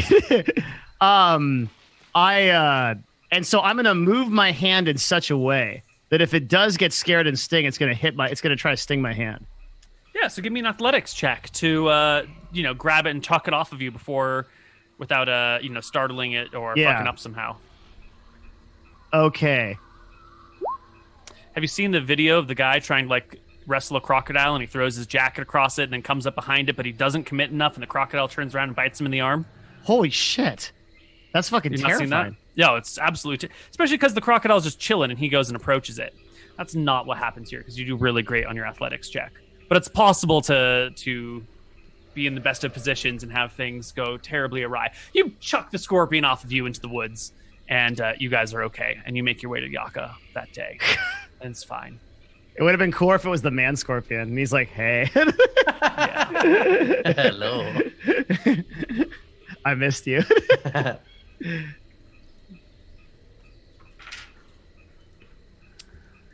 Someone give me mod powers. Someone give me Destiny. Give me mod powers. I need to ban people or time / mod Koibu. What's going on? Do people hate me? The usual? No, people No. are just posting spoilers from the planning session in chat. Oh my god, that's so bad. Ban Yeah, I them. know. Just perma-ban them. Dox them, Koibu, Oh. in a video game. Okay, I am happy to perma ban them then. Oh my I was god. just trying them out. Jesus, I'm sorry, guys. Koibu's just Yeah, running I guess rampant. that's it. No more planning streams for you guys. You've lost your privileges. Damn. They're over now. So we just full rest and then move on? Yep, you guys long rest. Everyone gets your inspiration back. I don't think there's anything else you want to do in Yaka. We just need our long rest for spell slots, then we continue on our way. right, Wait, let's since go. we're in Yaka, we should be able to see the full map, look at the map, figure out where we're going. Oh, yep, totally. Can't believe you guys. We were doing so well planning things together. Can you see the map, or do I need to move you back and forth? I can see the map. There you go. Cool. Sure. During the week there, I ask if anyone has better directions on where the dwarf plan and Mount Skyshroud is. Mount Skyshroud? It's this mountain over here, right? Yes. Are they tapping on it with their foot? Yes. Yep. Dwarf clan? Which space? There's dwarves in the mountain? All right. Thank you for your help. Are there any dwarves in Yaka? No. Flintheart will tell you. Flintheart knows.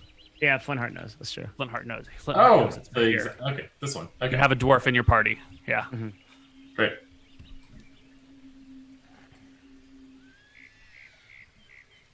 Okay. You guys ready to go?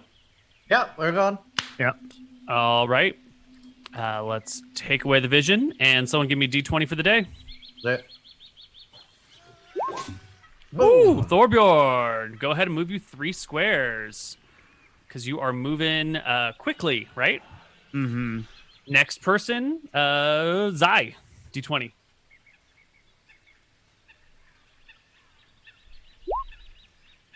Go ahead and move yourself 3 Okay. squares. Great. Maybe 4? No, you're going 45. You'll move 15. 2, Yeah. 3. Okay. Okay. Next is Corin, D20. What?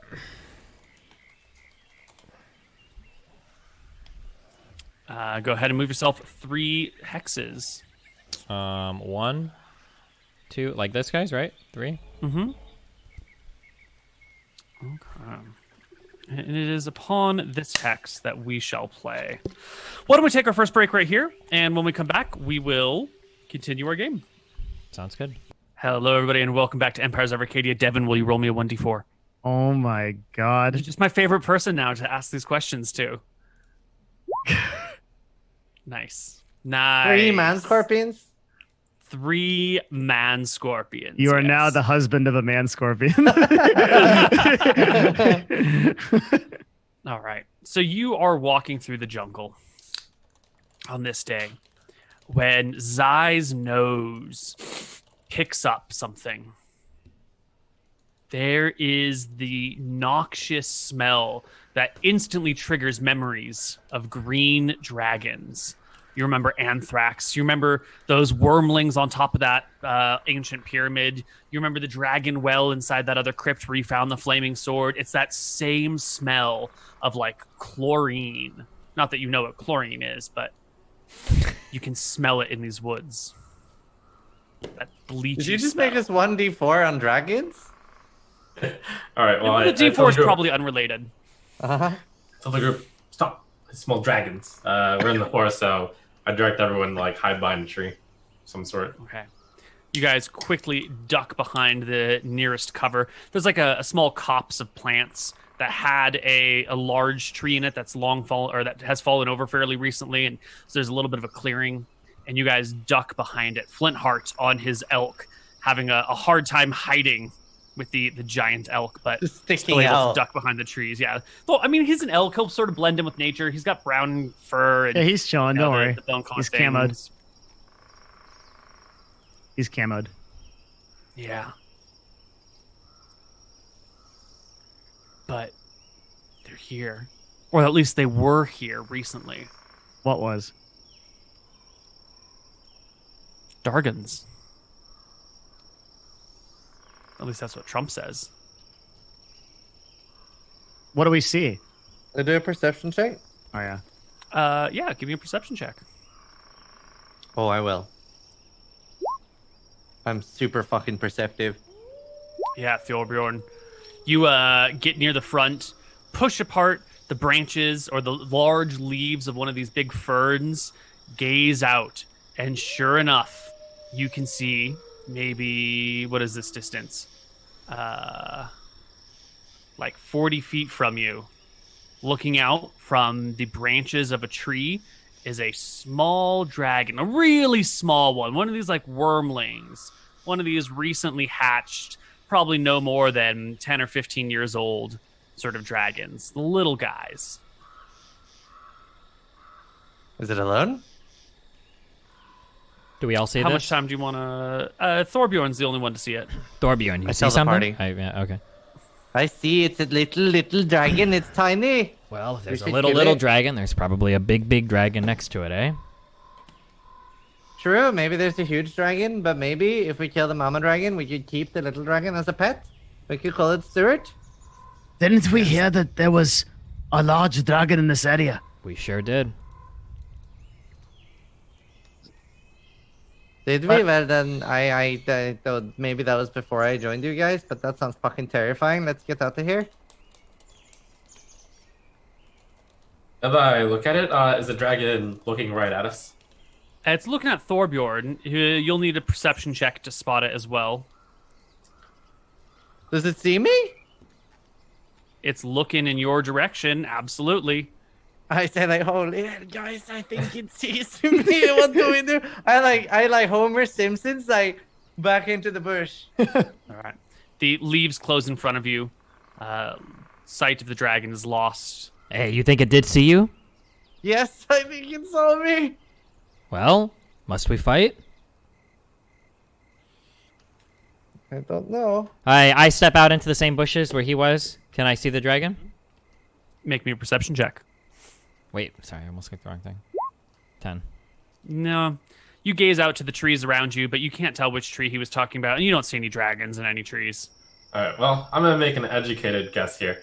So I'll step a bit off to the side so I don't get my party dragon breath if that comes down to it.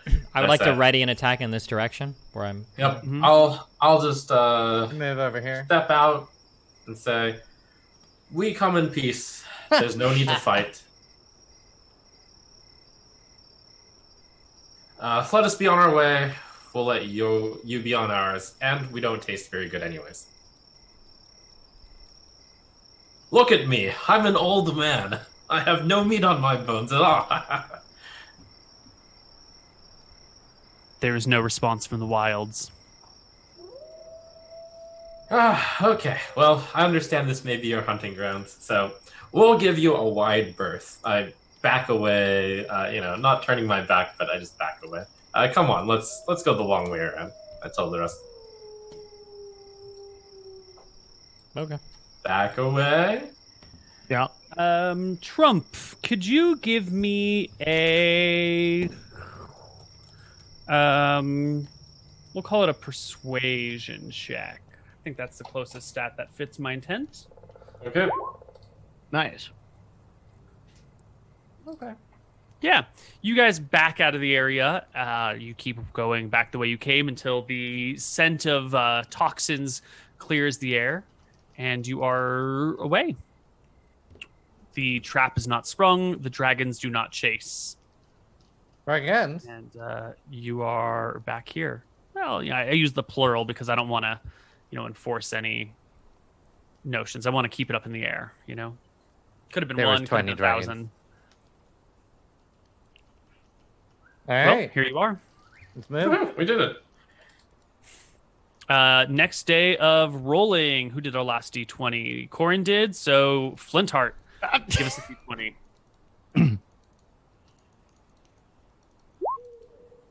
16. All right, and go ahead and move yourself 3 hexes because you're moving quickly. Where are we going? Straight to the right. Actually, bottom left. Did say. Something that here. would be, if you ever do campaigns like this in the future, something that would be interesting, Koibu. You know how, like, depending on like what we run into, we have to roll different things. There should be like a standard, like we roll 1d20, roll like 2d4s, roll 1d8 or whatever, like every day, just so that if we do run into something, you already have the rolls and we don't have to roll specifically. Then we don't know what you're preparing, right? I think that would be interesting. So we don't metagame the. I didn't follow. So, like, let's say, for instance, sometimes we run into certain monsters, we have to roll like a 1d4 to spawn them. We should just make every roll that you could have to make for every encounter every day. So just roll it every day. So that way. That's just so many rolls, though. Yeah, we can just have a copy paste. And my numbers are variable, though, because if you run into a wormling group of dragons, it's going to be 1 roll. But if you run into like Triceratops, it's a different roll versus electric eelhounds. Oh, gotcha. Okay, sure. Yeah. So I have 1 more space. Where do I go? Oh, we have 2 more. Go bottom left and bottom right. What? Do we have enough to go onto that mountain? No, right? Yeah, we do. No, you got to find the entrance to this one. Oh, it's right there. It's right there. Well, I mean, this is the right hex, but the entrance is actually not approaching from this side. I don't know if you guys remember the directions that you were given. It was I actually like remember. Go bottom left. weeks ago. Go bottom left. But you said Flint knows where it is. Yes, Flint is aware that this is the Dwarven Mountains. The Dwarven base would be here, and based on the information you guys were given, the entrance is on the south side of the mountains. Okay. Yeah, so you just got to like get to the other side of it. We're looking for a dragon rock. A rock that looks like a dragon. Ah, okay. Yeah. Okay, so let us go to. What a coincidence that we're about to find a dragon.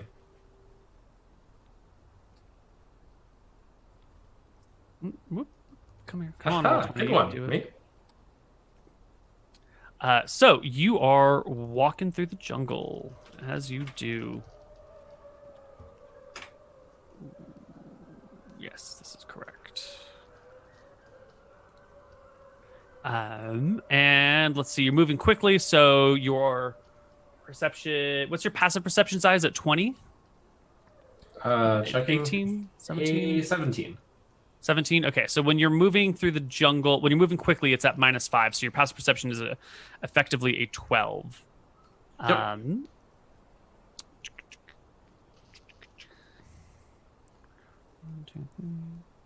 And this guy. Oh, that's fine. Yeah.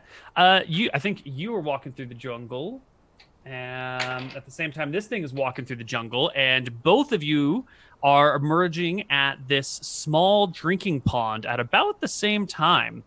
Out from the other side of the pond that you're walking is a T-Rex.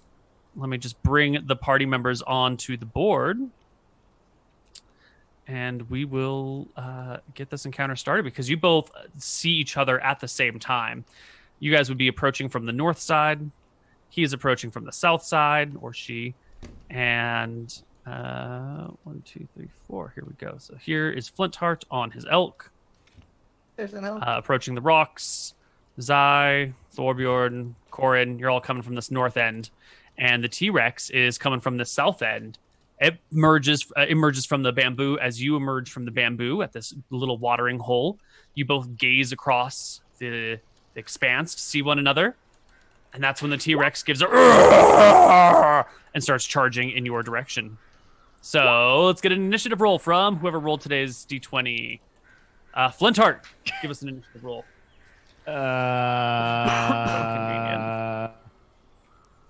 Or Zai. Zai will do it, and that's fine. All right, I feel like great. Sai should have to Rex. make the same roar back at the T-Rex. Zai? I was just Give a roll about. T-Rex, would you like to join us for a cup of tea? The T-Rex would not like to join you for a cup of tea, actually. And it will instead move to here. It stomps through the jungle in your direction, and the players go. Careful, you might want to check it for a wee bit of frozen water. It might be too scary for you lot. Corbu says Corin says he takes a step for it and fires some arrows. I run to the back of it. You trigger its ready to action eye as you come within melee range. It bites at you with a critical hit. Oh, wow. Oh my god. You will take Oh 7 damage my god. and fall unconscious. Wow. Okay. This is why we skip encounters in this world. People are wondering why we skip encounters in this world. Like, Meanwhile, Corin hits it twice. Oh yeah, I'm rolling damage. Sorry. This and that. I can't really trip it. I don't think I can push it because this counts as a huge creature, right? I'll add 2d8 damage. It's 5 more.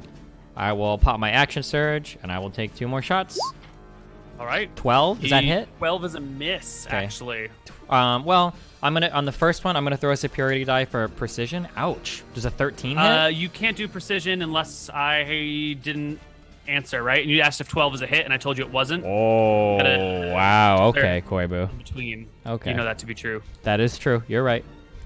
I forgot. But the I'll give it. 25 is definitely a hit Okay. for 9. 9. Can I roll to add a 1d8 to that? Yeah, it won't have any effect other than the damage, though. Correct. All right. 6 to that. All right, there you go. You pump it full of 4 arrows. Zai lies on the ground, bleeding. can I want to get to him. Get to him. I'm getting to him. You're on your elk. My dog, yeah. Just so you know, because you're mounted on the elk, your elk has a movement speed of 50.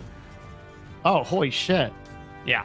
So you That's- can move big spaces. Oh, That's wait. great. Real quick, also, Koibu, I messed up on, I'm sorry, because I had crit damage, I didn't click the right one. On that 30? Oh, yeah. There should be another Yeah. D8 in here. Actually, there should be another 2d8 because Yeah. the superiority die are also doubled. Correct. So I'm just going to Yeah. roll a 2d8 for extra damage. Thank you. So 4 more, okay. Okay. I want to if Zai gets healed back up to positive, he's up and acting, right? Yeah. He will be up and acting on the next round. I don't think he's going to get to finish out his turn. That seems a little OP. If he hadn't Usually- even started his turn yet, if he had been like downed at the beginning and you healed him, it'd be fine. But he was like running, and then the T-Rex picked him up and chomped him and put him down.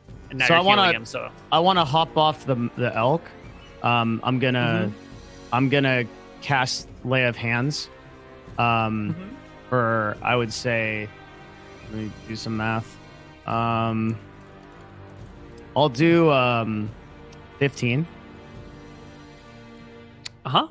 and bring him up to positive.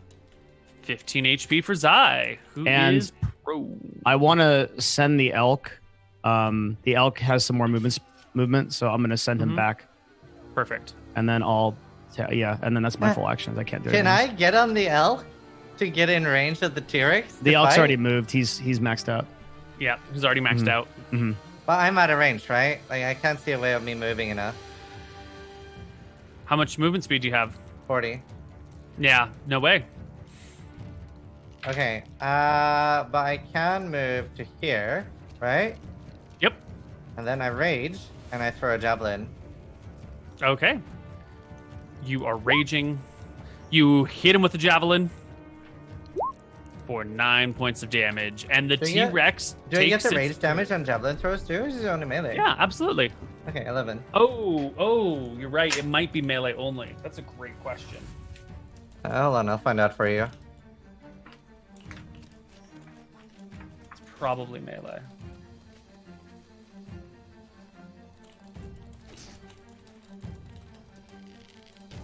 When you make a melee weapon attack using strength, yeah. 9 damage it is. I Okay. just wanted to keep my rage. All right. The T-Rex's turn. Wait, can I taunt it? Go ahead, give me your best taunt. You're a tiny lizard.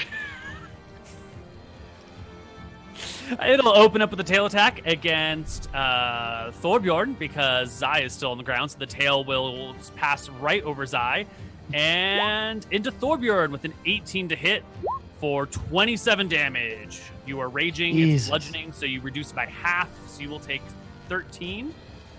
And then it goes to pick up the dwarf in its teeth with a 26 to hit. It bites the dwarf. It pierces the plate mail. The dwarf takes 22 damage. The T-Rex has you in his mouth. He lifts you 10 feet off the ground, probably closer to 15. Actually, how big is their T-Rex here? Yeah, he lifts you like 15 feet off the ground as you're chomped and held in his grip. I defend him with Spirit Shield because I'm raging, so I reduce the damage by 2d6. He takes 7 less damage. So 29. Okay. No. Wait. No. No. Wait. No. Minus I'm not 15. adding 15. damage. 58 minus 15. Okay, 43. Okay, I'm gonna fire 2 shots. On the first shot, I'm gonna roll a 1d8, add that to the damage, so it's 11 damage, and I'm gonna make it do a drop, the disarm. So he has to roll a strength save in order to maintain his hold on. That can be against any size creature, right? I can check real quick. Disarming attack. It doesn't say the size, so since it doesn't specify, I would imagine it's any size. If it does not specify, it's any size. Mhm. It's Yep. yeah. All it's right, something- so strength saving throw for it. yeah. 10 is a failure. He will drop the dwarf, who will plummet. Will you roll me 1d6 for the dwarf's falling damage? Me? 6. Oh. No. Oh, so thanks, you'll take Steven, for 6 How's points of Next damage. time I'll leave you in there, okay? you gave the no. It's just you should have given it to me because I've got the low roll seed. I'm going to I'm gonna I'm gonna use a precision attack as well for the second one without asking you if the 13 hit, and I'm gonna add 3 to that. I'm gonna ask you if the 16 hits. 16 does hit. Okay, then I will do 14 damage, and then that's my 2 attacks. I attack twice. Go for it. 11. 16 and Oh, no, 22. Zai is behind you. So 16 will hit. 22 will hit. Zai, I don't know if you have enough movement to that. It takes half your movement to stand up. Yeah, So enough then movement you for that. have... 24 damage. It's easy. Oh, you're just going to cut through his square? Yeah, because you can move through larger creature squares, Even right? if I couldn't, I have room to spare. Okay. Sorry, now I've fucked up all the tokens. I'm sorry. I think this It's okay, is it's gonna die how it soon. works. Yeah. You hit it for 20 damage. I will also strike twice at it. Jeez. Wow. A lot of 8. About Well, that the seed. 18 will hit. Holy crap. Koibu, you will never believe me on this seed, but this is real, dude. All right.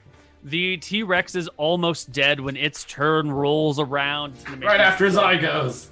Oh, All right, Zai, I'm these- sorry. 2 quarter staffs, and I'm going to use a flurry of blows in order to make 2 unarmed strikes. Oh my god. Hit.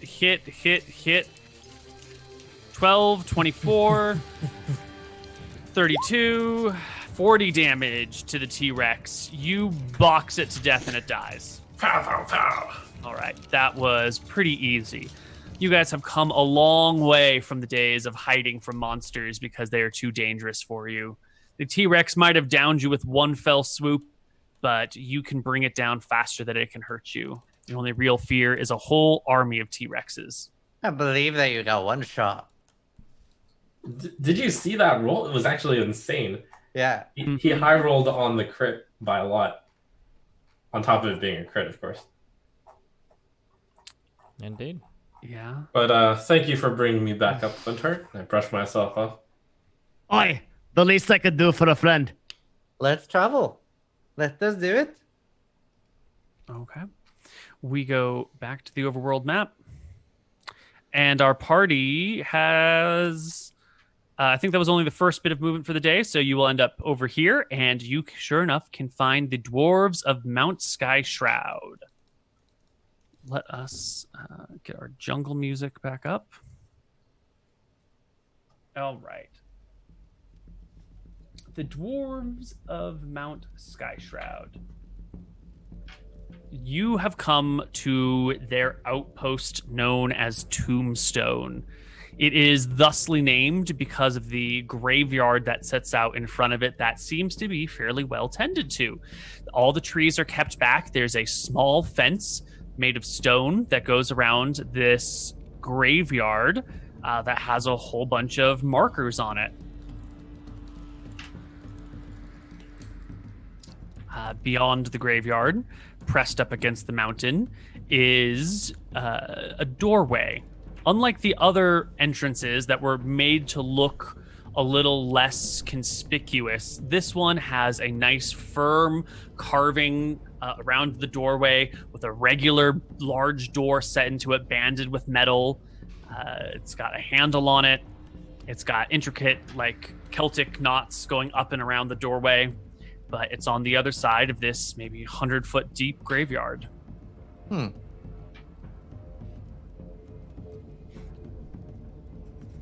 Hey, Paladin, you sense the same evil in here as you did in that giant tomb we were in before? Or does this seem relatively harmless? What are we thinking? I will walk up to the graveyard and to the door. I will say, "Aye, lads, on behalf of the Brusteel Dwarves, I bid you welcome." A voice calls out from a hole, kind of not on the doorway, not on the door frame, but on the side to that. There's like a little hole out of which a voice echoes. And it says, "Bluesteel Dwarves! What the fuck are you doing over here?" Well, we're on a bit of a weird journey, or at least I found myself on one. How far you has the beard hanging? Longer than yours. Oh, those are Says fighting words. antagonistically. Is that What the do you fact? want over here? Huh? How come you got so far from your mother's skirt? I look to Zai. Oi, this might be a one that's a little bit better for your negotiation skills. All right. It sounds like they don't like you very much. Sorry to hear that. You can't win them all.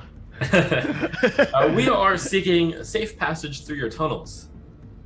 A bloody human wants to use our tunnels. What do you got to show for it? Huh? Well, What little bits of pretty do you got with you? We have the I stones. know this is going to be a reach, but I'm going to hold out the. Is there a window that they can see us through, or no? No. Okay. Well, I've got this, entitling me through all. I hold out this Jade Mountain Pass, entitling me through passageway through tunnels. What is it? Well, it's this ancient mountain. It's this ancient carving made out of jade from the Dwarven from long ago. We'll take a jade carving in exchange for passageway. Sure. Oh, it is it is just a display. It's not meant to be given. Ooh. Is this some blue steel bullshit? Yes, it is. Oh, look, buddy. I don't know what that dwarf's been telling you, but the Sky Shroud dwarves ain't no blue steel dwarves, all right? We're our own people. We don't take kindly to those that clump us up with them. All right? Okay, fair enough. I have a piece of jade for our safe passage through them.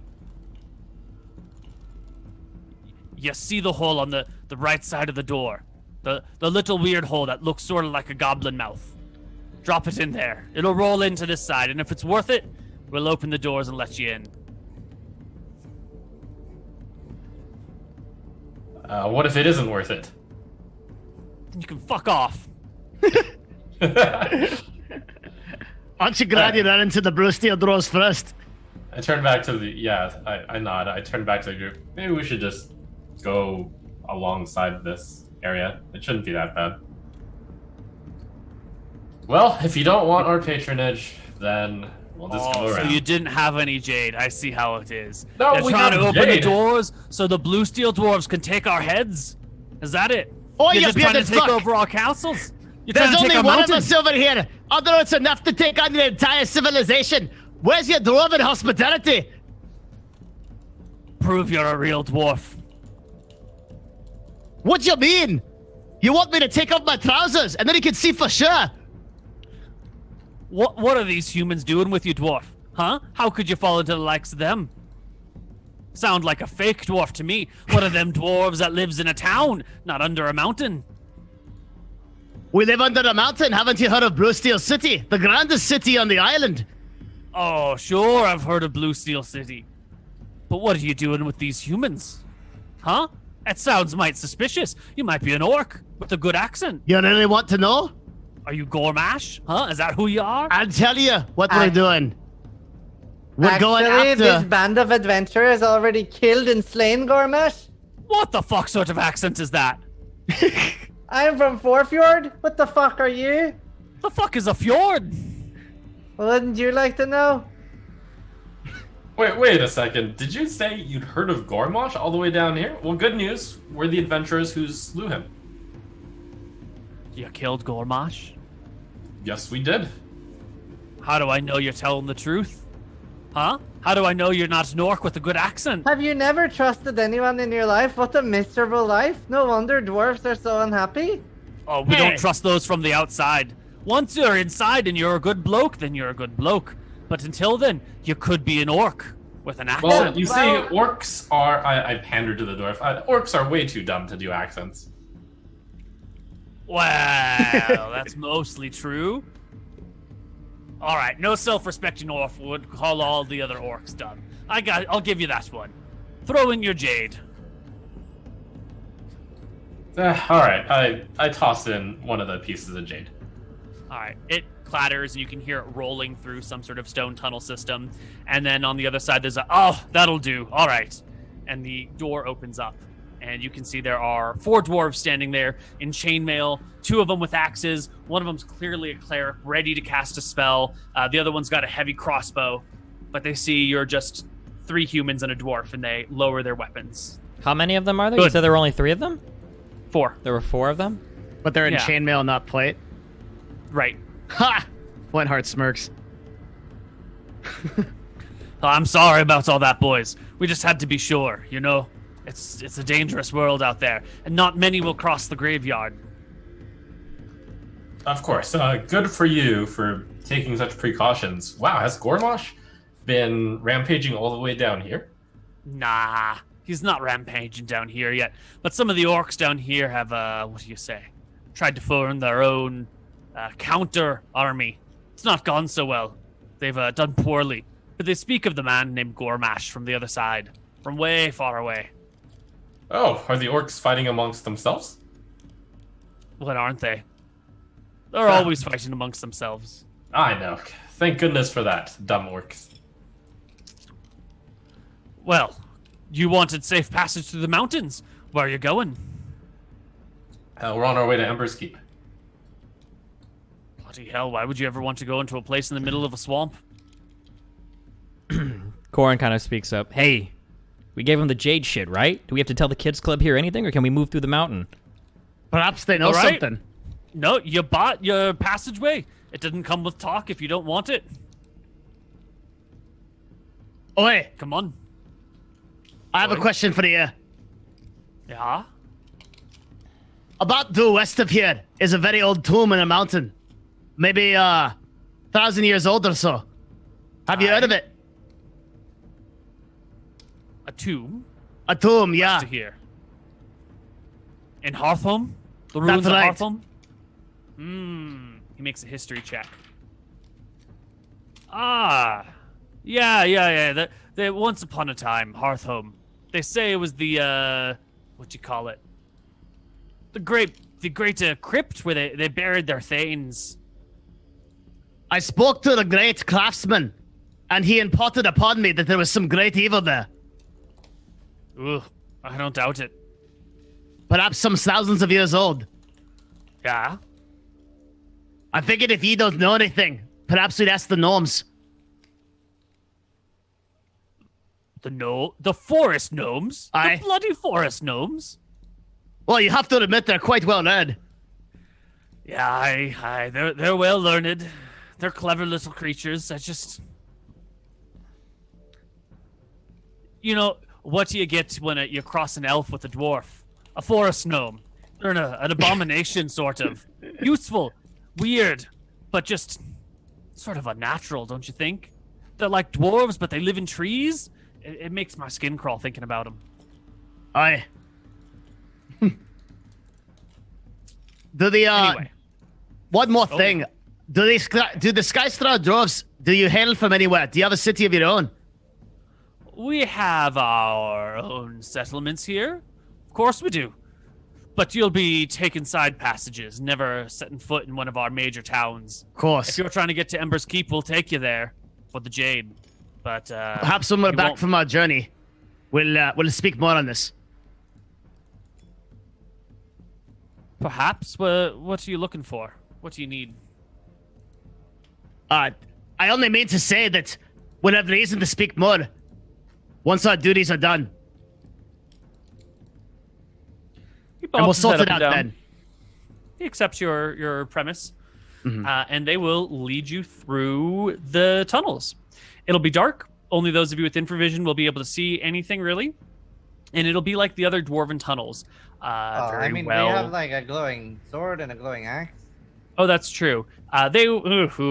They tend to like to let passengers travel in the dark so they can't see where they're going, but you have enough magic gear to light your way.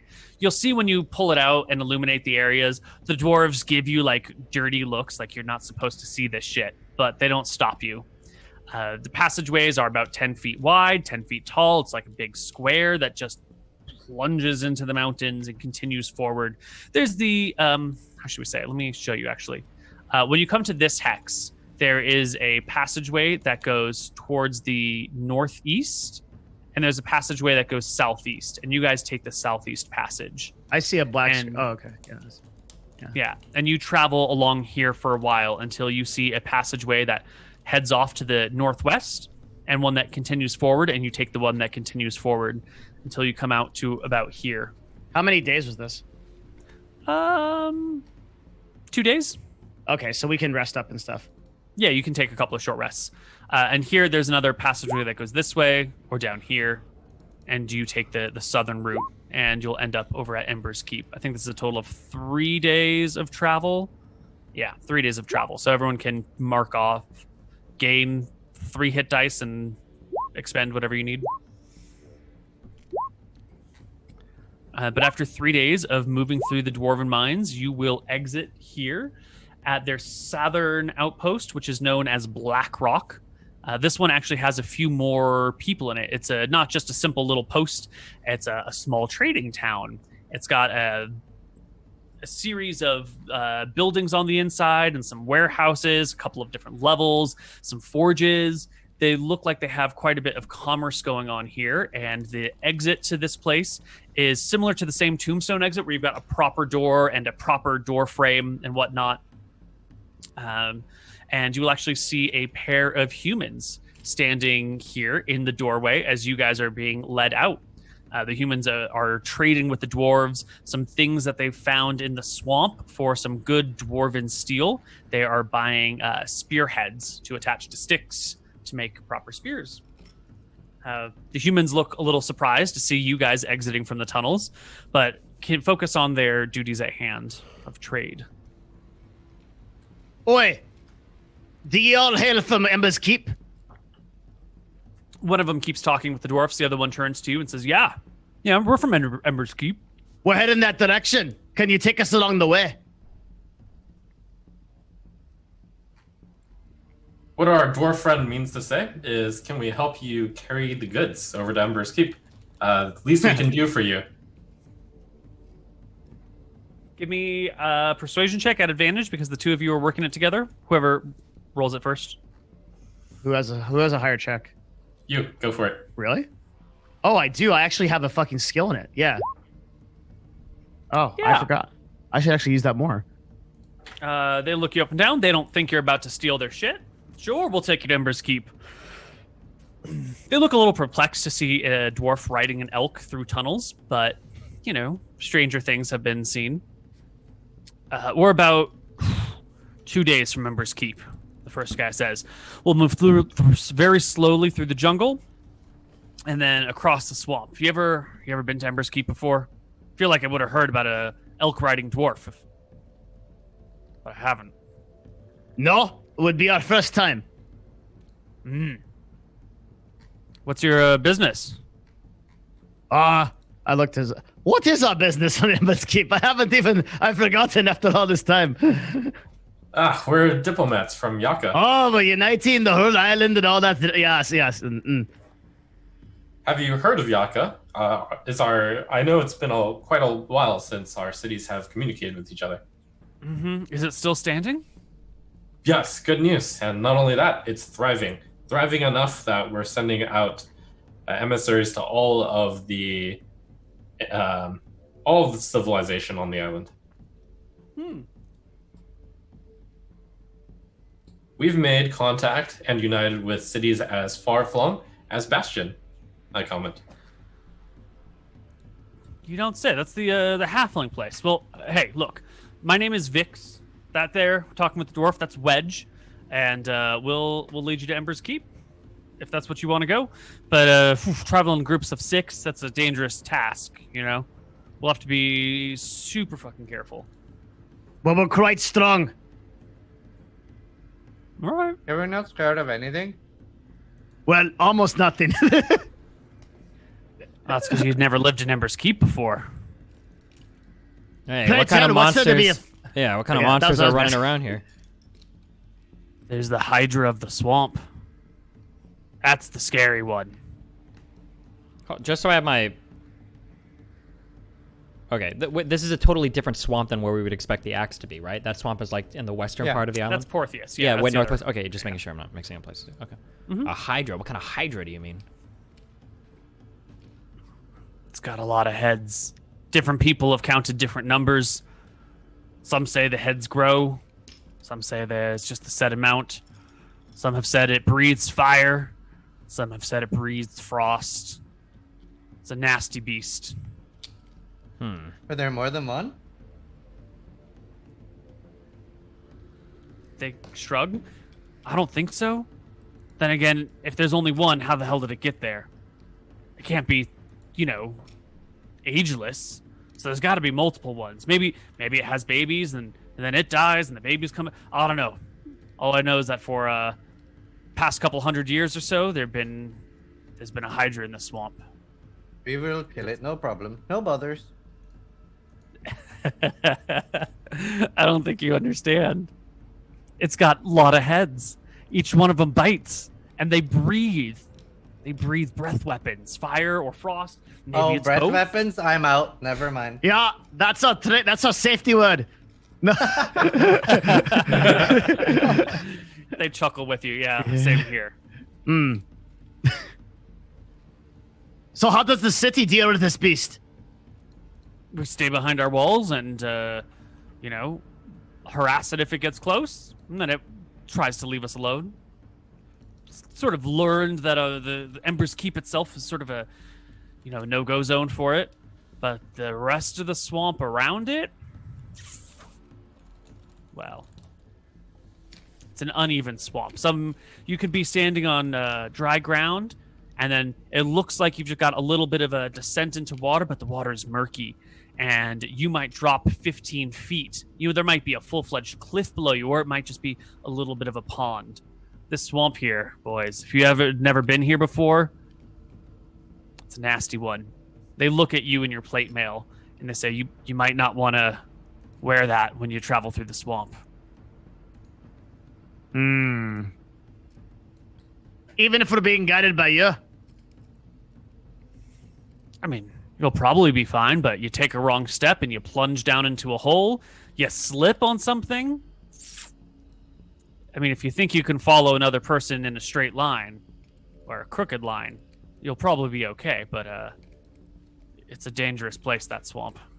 What's my AC without plate on? Like 10? It's a great question. Or how much does plate mail add? A lot.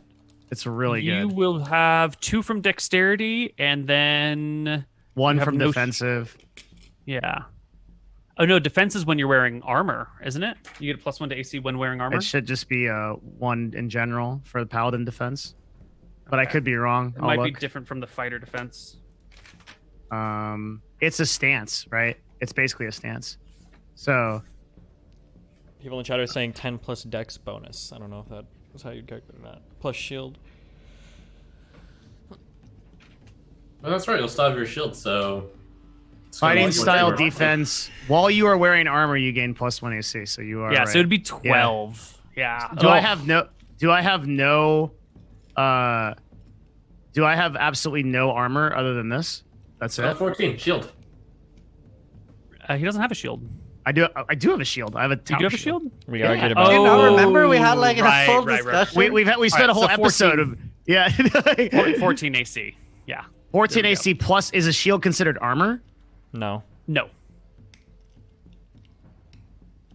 That's horrible. Yeah.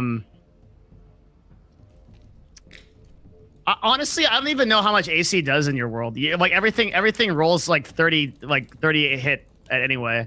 Yeah, then get rid of it. It hasn't been that useful for me so far. It's been incredibly useful. I don't know if we're memeing or not right now, but it's incredibly useful to have high AC. How many times has he rolled past 20 on me? We can look Oh, back wow. at our very last fight and see that there were multiple shots that there was one that went into the barbarian that would have been dodged. It was where he rolled an 18 to hit and the AC would have dodged it. I saw that one. Yeah. And there have been multiple shots made against you by multiple creatures during fights where you've dodged multiple shots due to your high AC.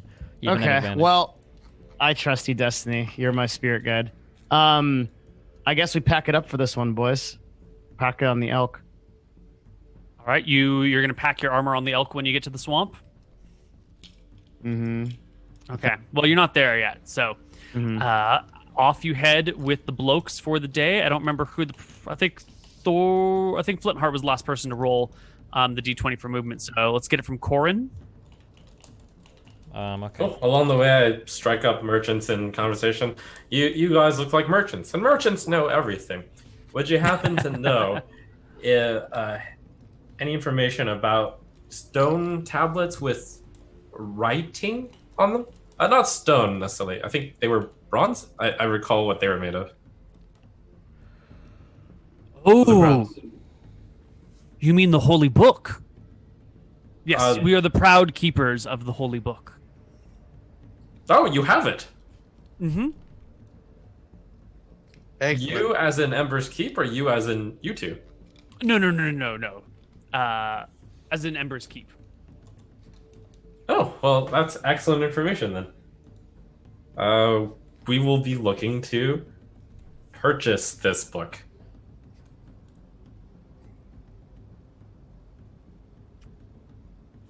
Well, you'll have to go talk to our small council. They're the one that's holding on to it, but I can tell you up front, they're not going to sell you the Holy Book. It's got ancient texts that are beyond the understanding of men. It's a sacred artifact, a relic of ages gone past. Are you What it people means is- able to? I try to explain concepts that I'm not entirely certain about myself. Are you able to read this book? No. It's got markings. And Yes, markings well- have meaning. And our council interprets them, but I couldn't understand them. Well, I have some fantastic news for you and your council. We want to speak to them anyways, but we may be able to glean the correct interpretation of this book. There are people on this island who know how to read the writing in the book. He looks very surprised. Well, then, I guess we'll have to take you to the council.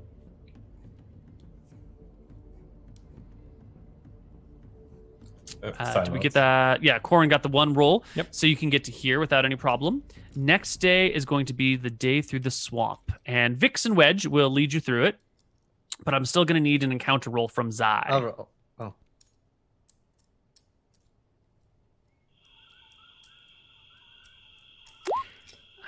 13. Lucky 13. All right. You are being led by Vix and Wedge. They will lead you into the swamp today. It's going to be today to get into the swamp, and then tomorrow you'll arrive at Ember's Keep. You travel in, and after they've gotten to know you over a couple days of moving, one of them brings up a question for you. So, you mentioned something earlier about uniting people. What's going on? We're trying why are to you get coming the out here? entire island to work together. Yeah, it's simple. Civilization does better when it's united. So, Bastion, I list off all the cities on the island, some of which I personally will forget that my character knows. Right. That's fair. Once we're all united, we not only have better standards of living for everybody, but eventually we may be able to gather enough manpower to get off this island and explore even further away places. Get off the island. That's a pretty wild notion. Where would you go? There are rumors that we are but in a chain of islands, and that there are lands to the west. But, like, why go? You're here. Why would you go somewhere else? Are you saying you cannot imagine anything better than a swamp-infested land? Like, this surely doesn't seem like paradise to you. There's Tyrannosaurus Rexes, and you just talked about the giant fire and ice-breathing Hydra. Are you really saying this is it for you? Well, you think it's going to be better out there? Yes. What if it's I've worse? been out there. No, what do you mean you've I'm been not out there? from this island. They look at you in awe. What do you mean you're not from Arcadia? I said what I said. I come How the hell did from- you get here? I accidentally got pushed into a door and then I just appeared here and I'm just making the best of it while trying to make my way back. But we gotta get people working together. What's it for like that. out there? It's amazing. Have you ever seen snow before? What's snow? Oh, it's like white frozen rain. Oh, you'd have to see it, but it's amazing. White frozen rain. Yes. And it tastes good too. They're curious. They will bombard you with 1,000 questions about snow as you push your way through the swamp. You can be moving at a regular movement pace. So let's see what we got over here. 2 Trollaroos. Don't you just wish, man? I'm kind of curious to fight a Trollaroo now at level 6. What were we when we first fought at level 1? Mm-hmm. I think we were 3 or 4. You're level 3. We started the campaign at level 3. Wait, no? Yeah. Did we really? Mm-hmm. Oh. No, we started at level 2, no? Mm-mm. It was 3. Mm-hmm. We haven't leveled up that much. D&D We've is- leveled up quite a bit. We're level 7 for a Koibu campaign, at least. It seems like that's a decent amount of experience. Yeah, that's a decent amount of XP. I you haven't guys got have done level 7. well. I'm at level 7 under, yeah. We're 6 or This- 7. You guys are close to 7. Stop though. dying. I'm The strongest. I'm not. Stop killing us then. Well, stop dying. Breath weapons. Put your plate mail back on. Breath weapons. Yeah. Wait, do we still have that water breathing amulet? Is that on somebody's Yeah. character sheet? Yeah, it's on mine. Okay. Wait, still- we do? Yeah. Yeah. Why don't I wear that and then wear the plate mail? Because then you can't breathe air. You should Wait, be able what? to breathe there, unless it works differently than any other amulet. It was described that it turns your breathing, like you start breathing water instead of air. Is that true? Wait, Cody? try wearing it and see if you can breathe. Just test it. Is that true? I mean, it was told to us by the wizards that that's how it worked. So Is that true? It doesn't. I thought it was just the amulet of water breathing. I think you inhale the water into your lungs and then you breathe the water, but you have to drown yourself in order to breathe. Yeah. Yeah. So you got to like fill your lungs with water and then you oxygenate through the water. Mhm. So you have to like intentionally drown to breathe. That sounds like an incredibly shitty amulet. Yep. Well, it's just a very that's a magic item. It's an uncomfortable process, but it allows you to breathe water. What do you do to when you want to go back to normal? You go back up, You- you cough out all the water, and then you take the amulet off. I imagine. Have you ever seen The Abyss? No, what's that? Watch The Abyss tonight or tomorrow. What's the It's Abyss? a David Cameron film about Okay. the depth of ocean, and in it they have I can't remember the super saturated oxygenated fluid that they use, but it's a real technology where you take a fluid and you saturate it with oxygen, so you can take it into your lungs and breathe just by holding water in your lungs. I thought that was a meme. Is that actually? Can you really do that? I think it's a real. Yeah, I think it's a real thing. Am I confused? I'm remembering some stuff from a long time ago. I might have been fooled as a child. It was. It's a. I've heard it said. I feel like I read about this because there's some shit I saw in Metal Gear Solid 2. But it's the idea that if you have like an ultra oxygen enriched liquid, that you can wear it in your lungs, basically. But I think the way that your lungs do respiration, I don't think you can get oxygen out of a liquid thing like that. I could be wrong though, but. No. Yeah, it has been demonstrated to be more protective and slower in cooling method of cardiac arrest. This is yes. Am I Okay. crazy? I'll take your word for Yes, it. but probably for different reasons. Yeah, it works. Okay. So the Abyss was actually banned in some European countries because in it they forcefully submerge a rat into this fluid to show that they can breathe, and they actually did it with a real rat, and it was considered animal torture in like Sweden or something, so they wouldn't shit, man. allow it. I don't remember if it was Sweden or somewhere else in Europe, one of them Probably socialist countries where you can't drown rats for the entertainment of people. Sure. Oh, and then also, wait, so that we can clarify, I don't know if Corbin wants to tell us now, but we could very easily just test it. We could just wear the amulet and see if we can breathe, right? I don't think it Yeah, sure. doesn't allow you to breathe air. Yeah, I mean, at worst, you'll just stop breathing and then you can take it off and you'll be fine. Yes. Right? Do you want to try it, Zai, or do you want me to try it? Well, I just took them at their word, but sure, I can give it a shot. Here, you know what would be fantastic? We find someone that's sleeping, put the amulet around, like tie them to the bed, put the amulet around their neck, and we literally just like choke here, them Zai- to death with the amulet. Zai is going to try the amulet then? Does Zai put the amulet on? Yeah, then I think about what Thorbjorn is saying, and that actually sounds like a pretty good idea. That's a good assassination weapon. Yeah, That's how we kill OP creatures. yeah, just Yeah. throw the amulet on them. Like, Yeah. here, choke out. Okay, well, I take a deep breath. I wait until I need to breathe, and then I put on the amulet, and then I try to breathe. It's fine. Yeah. What? Okay, yeah. No, this is, yeah, of course. This is this is how every water breathing item I've ever heard described works. Yeah. You just put it on. Oh, well, I mean, I'm surprised because the wizards described it very differently. Okay. Or perhaps they simply described it as if I entered water while I had air in my lungs, that would go really badly. Yes, it's coming back to me now. Put your head under the swamp. I think I would drown if I did that while I was breathing air. So I would need I think to... you're way overthinking it. I'm Yeah, pretty sure I as think- long as you just breathe. No, in no, water- it was specifically warned. I don't think. Try it. We should. Can we? We should do the rules of this right now. Iron it out. Try it. Yeah. Yeah.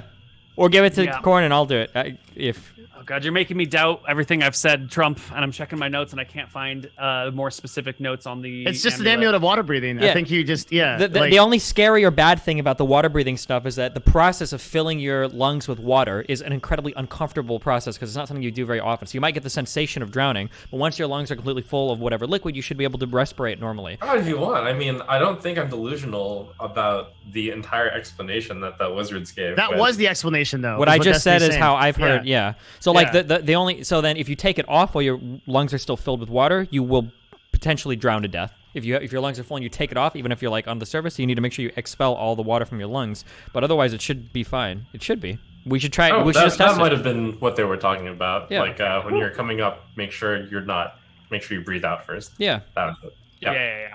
Okay. Woo. All right. Yeah, Okay, so we I'll have a try to useful read the- water breathing amulet that doesn't make it so you can't breathe on the surface. Okay, then give me the amulet and I wear the plate mail. Yeah, okay. Does that make sense? sounds Because like then it if would I work. fall in, I'll just sit down there angrily until people figure out how to get me out. You're right. Yeah. I give him the amulet. I mean, I'll test it myself. I duck my... I try to make sure it's really safe, and then I duck my head into the swamp water and breathe. All right. So you fill your lungs with gross ass swamp water. Give me a wisdom saving throw. It's okay. I can cure you from disease. Gross. All right, wisdom. This is your. Oh, Ooh, yeah, with the 23, you are able to forcefully drown yourself. The instinct Good one. comes on you very quickly to like pull yourself out of the water and stop doing this, but you can focus your mind, calm your senses, and just inhale the swamp water into your lungs. And after a few moments of panic, it subsides, and you're sort of fine. You don't have to move. You don't have to expand your chest cavity to take in air anymore. It just sits. And the weird thing is, when you move, you can feel the weight of your lungs, because instead of being filled with air, now they're filled with water. So as you move, your lungs like swing inside your body to the left or to the right, and you become aware of their presence inside you. It's a strange and bizarre notion, but you're kind of fine now. Oh, scary. Okay. Well, I make her breathe out of the water, and then I come back up. I'll give the amulet off to Flintheart. The process of expelling the water from your lungs is a uncomfortable and painful one that will last at a bare minimum of 1 minute, which is 10 combat rounds in case this comes up in combat in the future. And during that time, you are completely useless. I see what the cost of this is. Okay. While you're breathing, so to recap, while you're breathing out the water, it takes a full minute that you can't do anything. Can you? Yeah, because you're basically like on your hands and knees, like puking or hacking up water, and you're like half filled with air, half filled with water. Your body's trying to expel it from you. It's a very, very shitty moment that leaves you very defenseless. Granted, like if you were in combat, you probably could just hold the water in your lungs for longer, right? Mm-hmm. You could walk around and land with your lungs filled with water. At least also, it's like this is a totally I'm fucked moment, right? If I plunge into the sea with plate mail on, then it's like we're gonna be glad we had the amulet because I'm dead anyway. Well, we're using this for a swamp. If you plunge into the sea, the amulet's not saving you. It's a wasted amulet. At that point. Why is that? Because there's no way if we're like out to sea and you sink like 5,000 feet or whatever to the ocean. Well, floor. 5,000, yeah, but if we're on like the shore like Trump wants to go, then you just like toss a rope down to me eventually, and I'll come back up. If you're on the shore, he'll be able to walk up on the shore. Easily. Yeah, but if we're on like a big ship or something, if we're on a ship, we're fucked. It would be hard, but you could take off your plate mail underwater. Oh yeah, that's true, and then swim up. Depending on the water pressure and all that, and how deep. I think he would just turn into like a new sea monster. I become This is how the Kraken happened. Just an angry dwarf. So all I'm really saying is don't try to take the amulet off and expel water from your lungs while you're in combat. Roger that. Find a moment out of combat to do it, which it should never come into effect unless some crazy crap happens. Okay. Anyway, this party sees a lot of weird shit. Yeah, it does. That is true. I will take the amulet and put my plate mail on them. Okay. Yeah. You armor yourself as you move through the swamp. That night, you guys are resting with your newfound friends. You make a little campfire. It keeps the worst of the bugs at bay, they tell you. And you can bed down to sleep. So there are 6 of you now. Can I get perception checks? Not perception checks. D20s from all of you guys, and I'll roll twice for the NPCs. They roll a 10 and a 4. We're rolling 2d20 or 1d20? 1d20 each. Yeah, you want to roll.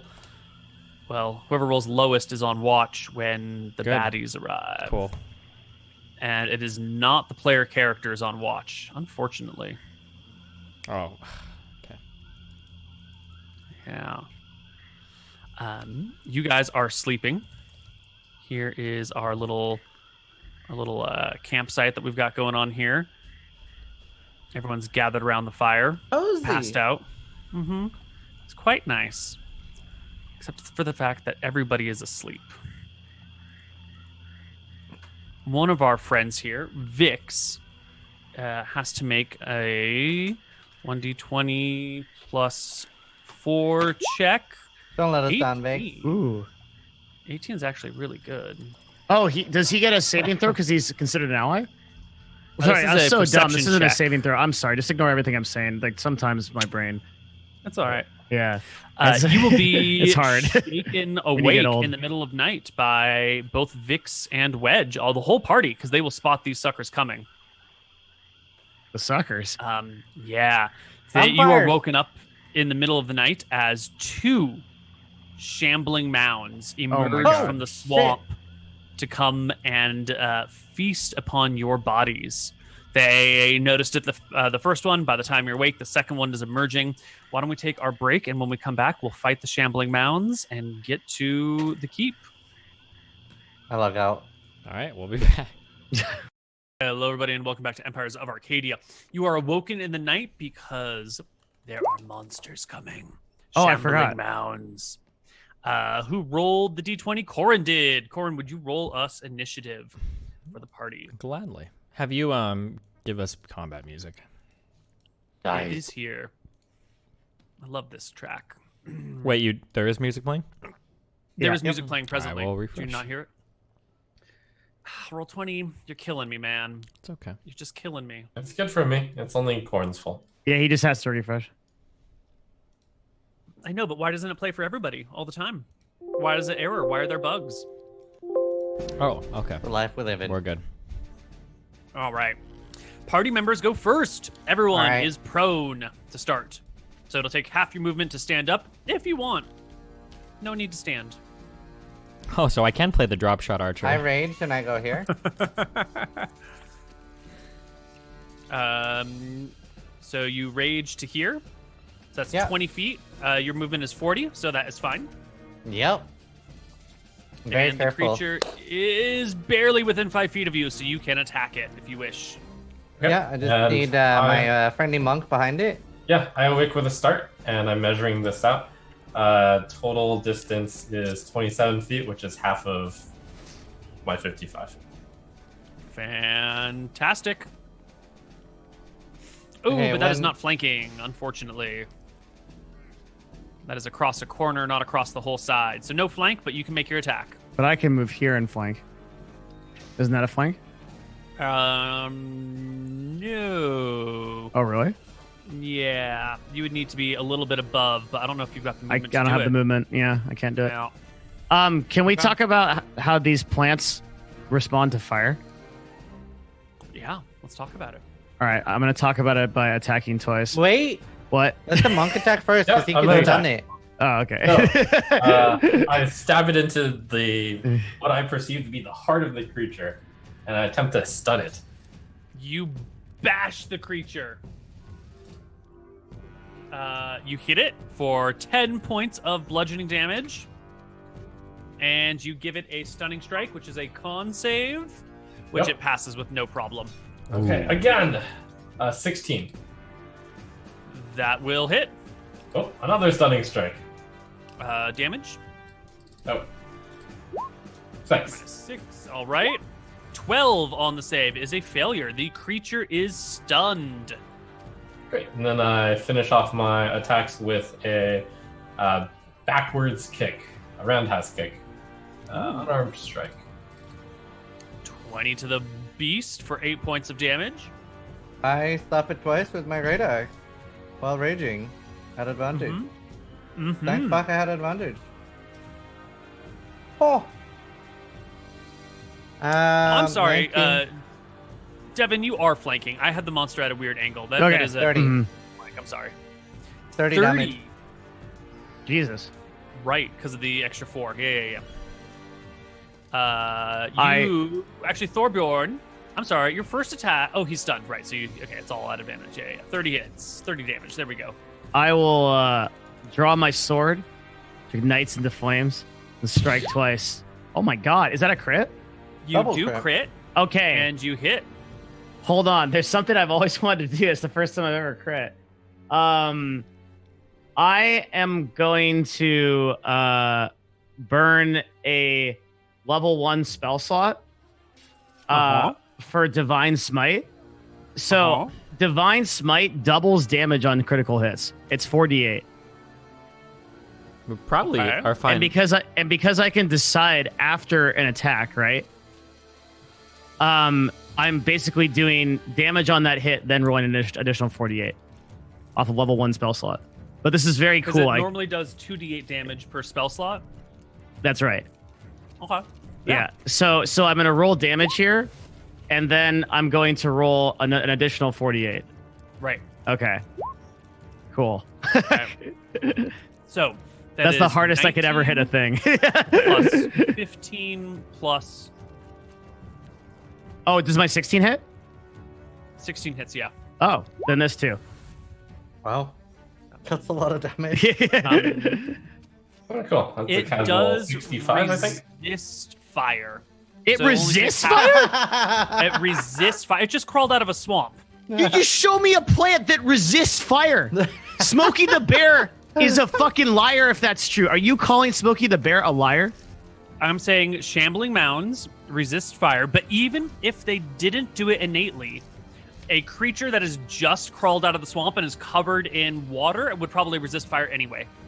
You're a trick, Fuck. Devin. This isn't a plant Pokemon. It's a water Pokemon. Okay, I got it. Trump solved it for me. Okay. All right. Yeah. Then Maybe what? we should blast it with lightning instead. Well, the 48 is radiant damage. Right. So- The radiant was full. I just Yeah. halved the 15 and the 6 from the fire. Wait, you would half the 10 and You the did the I'm 10, sorry. 5, and 6 from the fire, right? 16 first- 16 fire damage total. 5, 5, and 6, right? The first attack did 10 plus 5 fire damage, and the second attack did 6 fire damage. Okay, so 11 fire damage total. The 21 divided by 2 was 10 damage. Round that down, yeah. Uh, 10 from fire instead of 21 from fire. Listen, you got it. Whatever you want to do. Okay, cool. I'm Good, too dumb good. for this. Yeah. All right. Plus the 19 from the smite. Plus the All right. 19 from the smite and the Okay. 10 and the 15. Yeah. All right, cool. Okay. It was like 53 total, I think was the Fuck 54 yeah. total was the That's head. what being a paladin's all about. Okay. Right. Okay. Vix will come over to the creature and take a hack at it. 1d20 plus 6 with an axe. It misses. And Wedge gets to his feet and is going to come over here and take a dodge action on this side of things just to scout out and keep an eye on this monster. Oh my god, what a brave man. Okay. I'm gonna do my 15 feet of movement, have to get up, and I'm gonna move over here, and then I'm gonna Okay. shoot at this guy. Yep. I'm gonna make 2 attacks. Wait, I'm sorry, hold on. that guy should get advantage. You should roll twice or something. What? It's done. Oh, you Oh, mean that's what? right. He does have advantage. Yeah, yeah. 21, good call, is a hit. 1d8 plus 2 damage with the axe. He will take 8. This guy's wrecking. Okay, my first shot is a 28 to hit. I imagine hits. Then my second shot is a 27 to hit. I'm just gonna use this. I'm gonna push this twice to use the arrows, and then I'm gonna do Right, damage. right. So 18. 18. I'll throw 2d8 damage on top of that, so 7 more. 7 more. The shambling mound is almost dead. Okay, The I'll- monster's turn. Oh, Well, I'll oh. pop an action surge, and I'll shoot one Fine. more shot at this guy. Mhm. 20 to hit. It's That'll hit. 14 damage. I'm sorry, just 14 damage. Okay, and then he's not dead, so I'll... Wait, I probably should have asked. Well, we saw the life depleted. I was going to add superiority dice anyway, so... Yeah, I believe you. roll 5 1d8. more. All right, Yeah. that shambling mound is gone. Okay, and then I have Jesus. one more shot that I could take at this guy. What the fuck? You guys are so good at this these days, right? 7 points of damage to this mound. For that 1d8, I'm doing a push attack to push him 15 feet back. The shoving attack. Okay. So that adds to the damage. And you'll push him 10 feet back. 15 feet? 15 feet. Okay, there we go. Okay, that's my 4 attacks. God damn. Well, it's the Shambling Mound's turn. This did not go according to plan. The two of them approached you at the same time, sort of haphazardly, and then one of them just got beat to death. The other one got shoved back into the swamp, and he's had it. It's fine. He just submerges into the water and vanishes from view. Fuck this shit, I'm out. Yeah, He logs fuck out. this shit, I'm out. He looks like, yeah. The tables have turned. All right. Out of combat? Out of combat. That was fast and painless. Well, you guys can settle down for your night's rest again.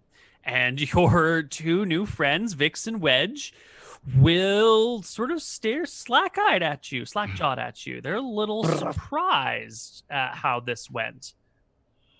And Vix will say to you, "That was amazing."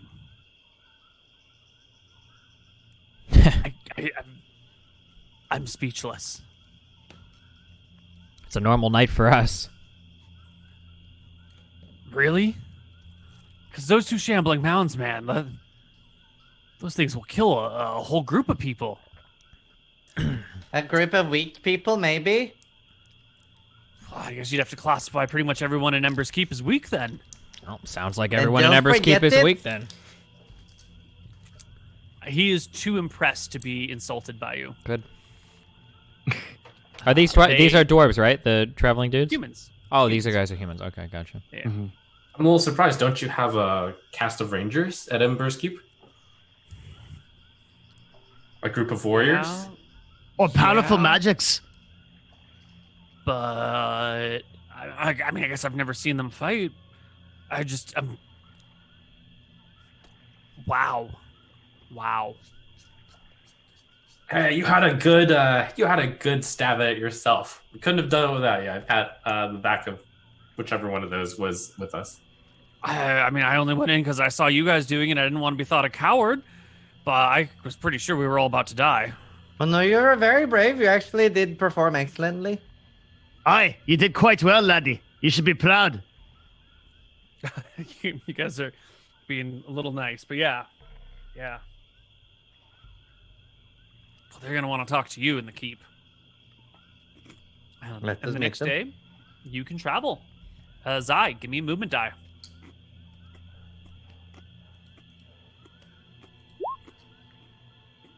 Four. All right. Okay. You will make it to Ember's Keep We the did it. next day. Ember's Keep sits on a stone mesa that sort of rises out of the swamp a little bit. It looks like it's been reinforced over the years, where the rock may have eroded away, or maybe where there was no rock, it has been, filled. The keep itself is made out of stone. It's rather large. It's maybe a couple 100 feet on a side, and the entire population is crammed into this monstrosity. There is a bridge door sort of thing, like a drawbridge that will drop down and land on a nice piece of soft earth on the northwest side. And Vix and Wedge will tell you there's a similar thing on the southeast side as well. So there's two entrances into the keep, one going either direction. I Apparently, comment to them. For what reason do you have to go to the southeast of Ember's Keep? well, Ember's Keep is, as far as I know, the only surviving city or town or whatever you want to call it from before the mountains rose and the storms came. This was originally an outpost of Necrot, way back when, before Necrot became the White Butte Mesa that it is today. This was a little way station through the swamp. The swamp has been here since before the storms came and the mountains rose. So was Ember's Keep. This area was pretty unchanged. The coastline changed a little bit, but whatever. I was leading on to that. Have your people managed to explore Necrot at all? Mm-mm. I mean, every now and then someone gets it foolhardy enough to go up there and do that. But Necrot, it was in a mountainous area to begin with, and then, the ground just thrust up and shattered the town and everyone in it, broke it to pieces. It's probably just scattered in ruins over hundreds of miles or dozens of miles. I don't even know. I don't know if anyone could even find the heart of Necrot anymore. Why are you interested in it? I see. Well, we are primarily diplomats in this regard. I can't help but have a little bit of explorer in me. Maybe someday, once we get this island united, we will find what happened to Necrot. It'd be real interesting,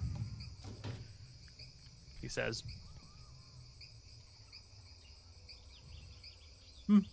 Anyway, that's that.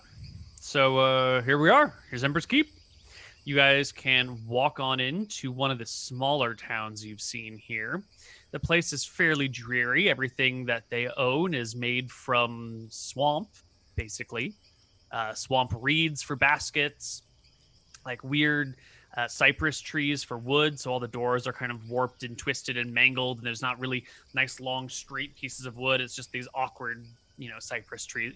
Cypress trees, they don't grow straight. They sort of grow at weird angles, and their wood's pretty warped. It's terrible building supplies. The place looks podunk. It looks run down. It looks kind of depressing. It's like a swamp town of a few hundred people that have been, you expect, judging by the looks of the faces here, just inbreeding for a couple hundred years, maybe 1,000 years or something. I lower my voice. Do you guys ever think about leaving Ember's Keep and settling in a non-swamp area? I mean, isn't that what the people of Dorak tried? You don't know what Dorak is? No. Dorak's another town. They set themselves up a few hundred years ago near the mountains, near the Skyshroud Mountains. Didn't go so well for them.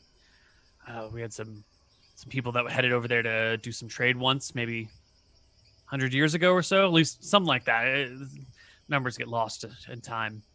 And they arrived and the whole town was destroyed. Like the walls were still standing, but like there had been a cave-in or an avalanche from the mountains, what do you call it, a rock slide? And apparently like monsters from the mountains came down and just like slaughtered everything in the town. The frontal walls were still up. I think they had walls like Yaka, big spikes sticking out so monsters would have a hard time getting in. Mountain monsters came and got them because they put their back to the mountains. Here in Ember's Keep, it might be a miserable life, but at least it's life. We're still here. We're still standing. Everyone else has been killed. Every other place has fallen apart. I'd rather be alive and in shitty conditions than dead in slightly less shitty conditions. Remarkable that this place has stood for that many centuries. Yep, he pats the brick wall. Ember's Keep is a good one. Now, Flintheart, the walls of this place are leaving a lot to be desired. Mm-hmm. You can see that they have been repaired over and over and over and over again, and they keep falling down, and someone keeps picking up the same goddamn rocks and making some new shittier version of concrete or mortar or whatever to like stick them back in place. And you can see like the lower levels of this keep, the ones that haven't been moved, are not bad. But like the upper sections of wall are really shoddily constructed. There's even some areas where they're just using like dried mud for the cement to hold the bricks in place. Oi, Zai. The dwarves could do some work on this. Keep it in mind in your negotiations. If we brought the feet of our craftsmen here, the good Lord Sayor could do some work on this place. Might be a leg up in our negotiations. Part of me thinks we should just move this entire encampment over to Yaka. This place looks terrible. About how many people look like they live here, approximately? Few hundred, 400 maybe, 500. Yeah, we could. That's not a lot. Mm-hmm. Yaka could absorb them. But they will take you to... Vix and Wedge, as promised, will take you to their council. Their council is comprised of 3 people. Let me just roll some dice here. Their council is comprised of 3 women.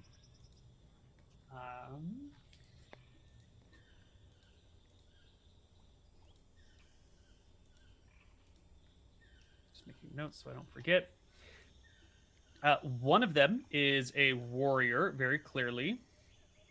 One of them is dressed in like soft, comfortable robes, the nicest of any of the clothes that you've seen here. It's probably been imported from dwarves or elves or some shit and hauled painstakingly all the way back from those lands out here to the swamp.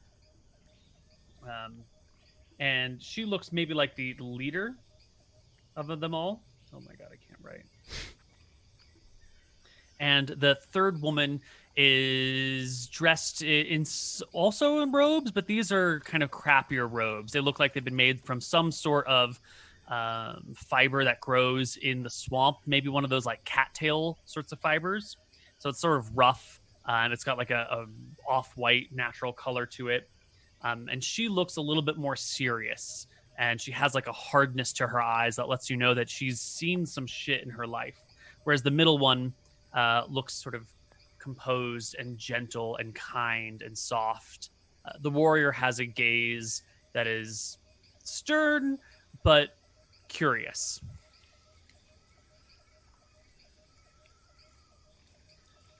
Hello, I greet him. We have come all the way from Yaka to visit. I look around for a book also as we enter this room. There are no books, but behind these women who are sitting at a table for you, you will see an altar. And upon the altar, you will see a shimmering, brassy-looking series of pages or series of plates strung together with a ring, just like the ones that you've seen. I can't remember. So we had one of those. Does this look like more than one of those, or is it just one of those? It looks like one of those, yeah. Okay.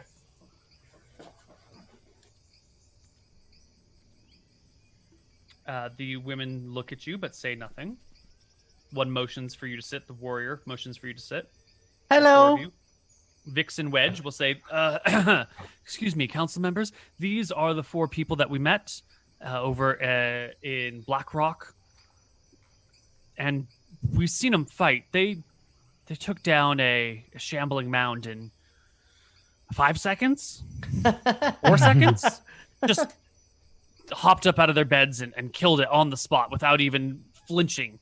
I've no offense, Grace, but I haven't ever seen warriors like this before, he says to the warrior woman.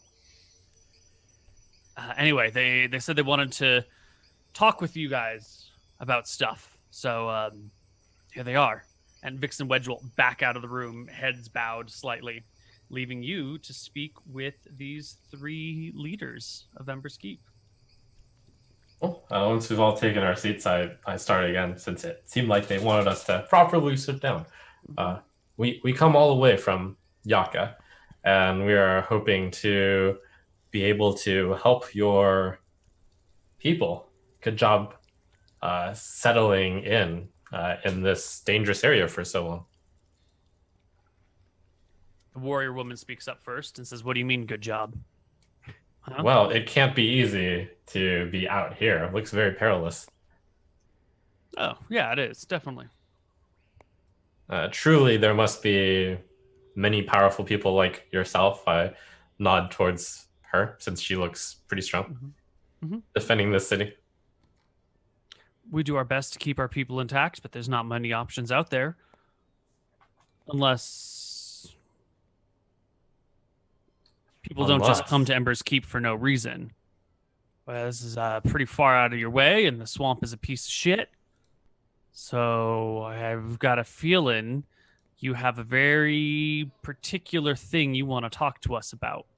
That's when the woman in the middle, the one in like the nice elven robes or dwarven robes. Well, actually, now that you mention it, we're trying to unite the entire island and get everybody working together. The woman on the far right, the one that looks like she's seen some stuff, the one with the crappier robes, speaks up. My name is Jaren. And what do you mean by that? My name is Thorbjorn. Nice to meet you. Well, you see, right now, everybody's just fending for themselves and not really working or collaborating much. But we're so much stronger if we all work together. And different spots on the island has different resources. We can all help each other out. We are stronger together. But you're all so far away, I don't know how we could help you. It takes weeks to get there. With a small party. What could Ember's Keep ever offer your people? And who are your people? Where are you from? We come all the way from Yaka. I know we haven't spoken for many centuries, but we still exist out there. And I speak on behalf of the Blue Steel Droves. I am Flintheart Blue Steel. The woman in the middle speaks up. Flintheart Bluesteel, it's a pleasure to meet your acquaintance. And yours as well. Forgive my sisters. We are not used to seeing so many outsiders all at once. Typically, the people that arrive on our doorsteps have been wandering through the swamp, having lost their companions, and are looking for a place to rest.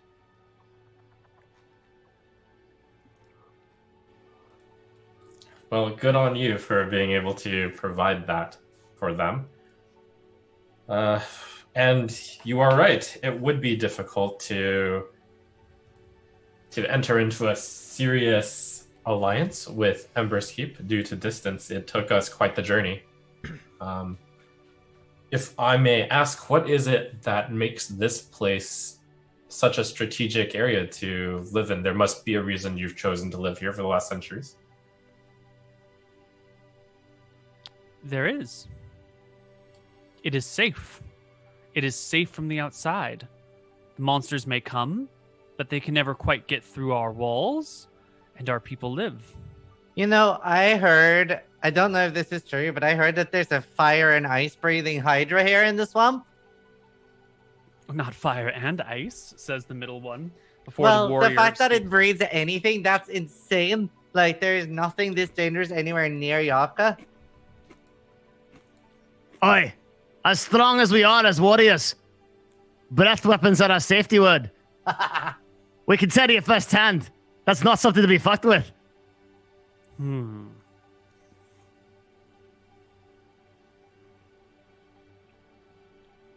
So what do you want, travelers from Yaka?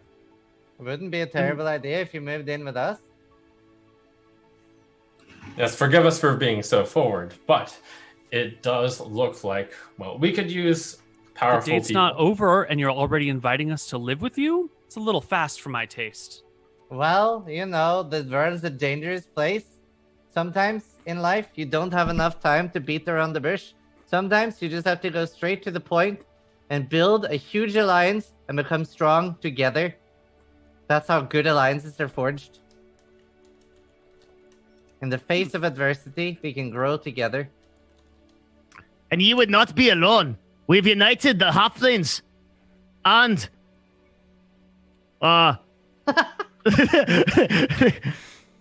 Zai? What else have you done? The halflings are making great progress with you, the dwarves, The wizards. the wizards, Aye. the seaport. The only true threat to Yaka was the roving bands of orcs under a leader named Gromash.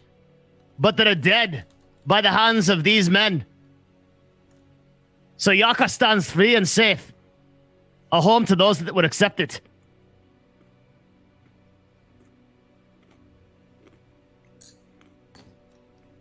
They consider your quandary.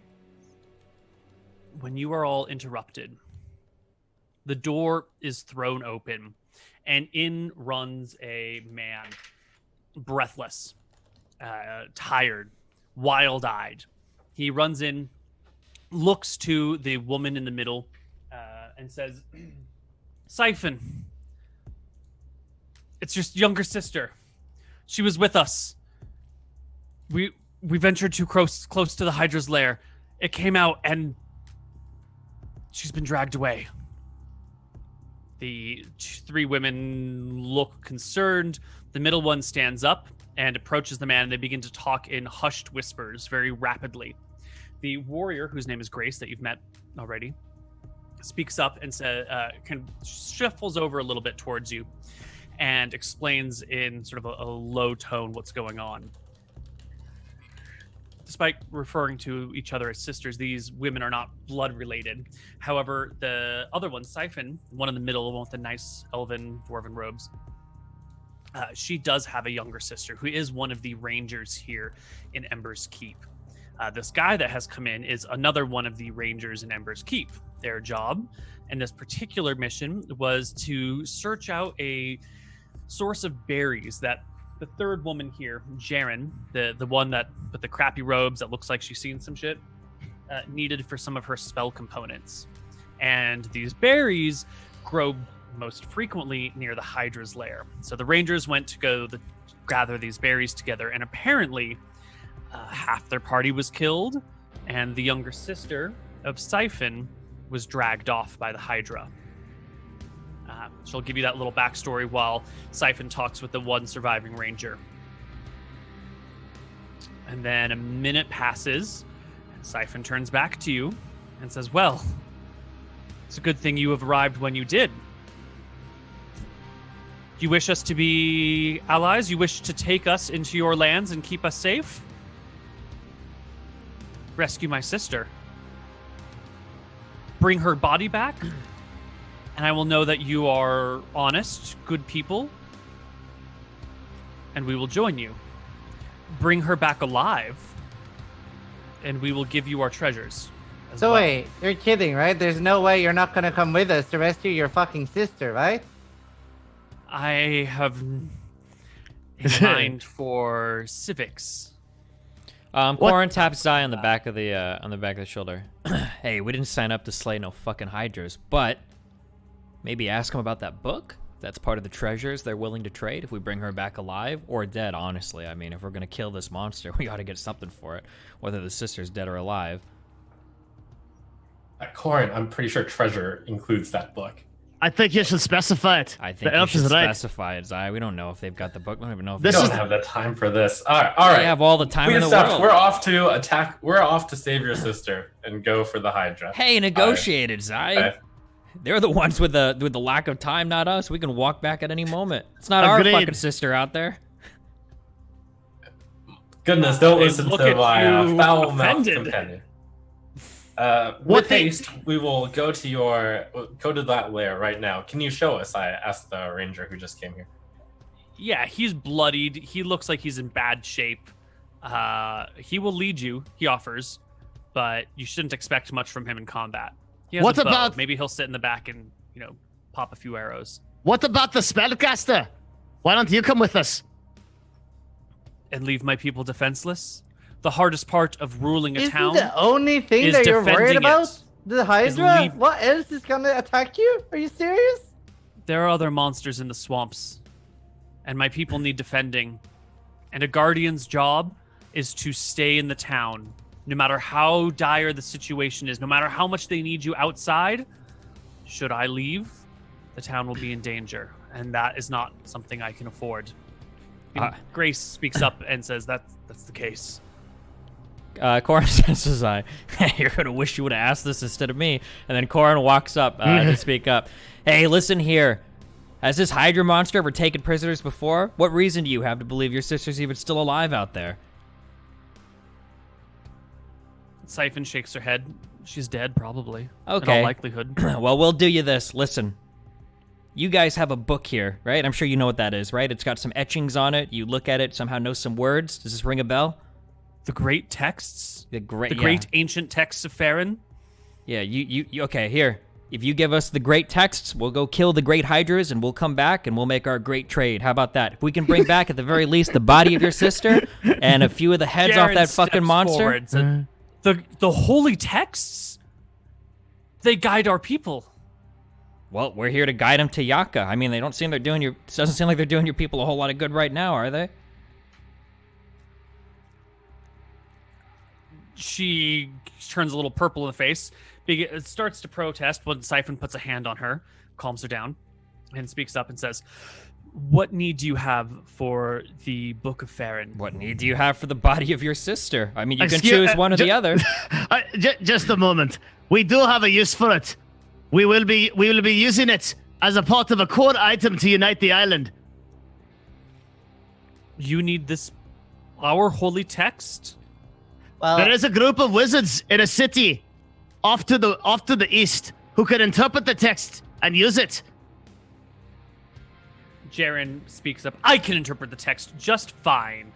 Well, hey, listen, Thank you very if these much. texts are guiding your people so much, why don't you pray to them and see if they can bring your sister back or go kill the Hydra? You can do that for a That's a few good days. idea. Yeah, well, why don't you do that? And when that doesn't work, then you can offer up that trade to us, and we'll go out there, we'll kill the Hydra, and we'll bring back whatever parts of your sister he didn't eat. She walks over to the plates, the big brass plates, hefts them, hauls them to the cypress table that you've been sitting at, lays them out with a heavy clang, pulls from her pocket a dodecahedron. Oh, of course, we know what throws that it is. Across Can you explain for the chat? It's a 20-sided object, Okay. and throws it across the set of books. What does she roll? Nat 20. It lands in the middle of one of the texts on a cocked edge, sort of pointing up rather than having a face.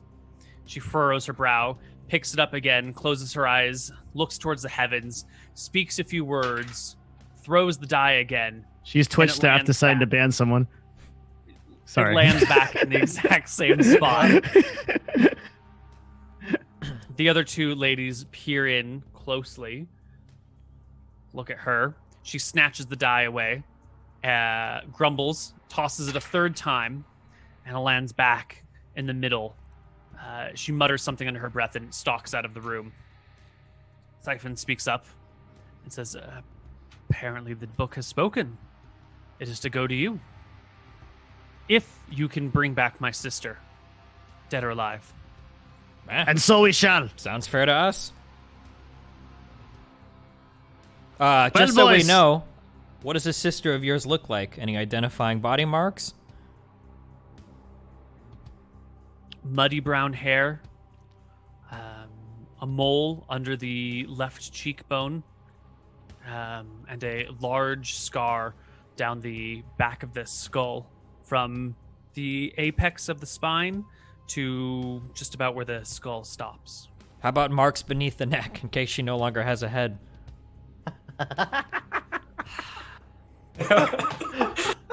I don't want to come back here with a random large body. Birthmark on the inside of her left knee, and 4 warts on her right thigh. All right, that's good That enough is for me. fine. That sounds great. Well, boys, we have a Hydra to slay. Let's get to it, lads. Let's do it. Before we leave, we're looking at the ranger guy or whatever. Well, you watched this monster slay a few of your men. How did he do it? What kind of attacks does this monster have? What should we be wary of? And I think this is a great place to end our session.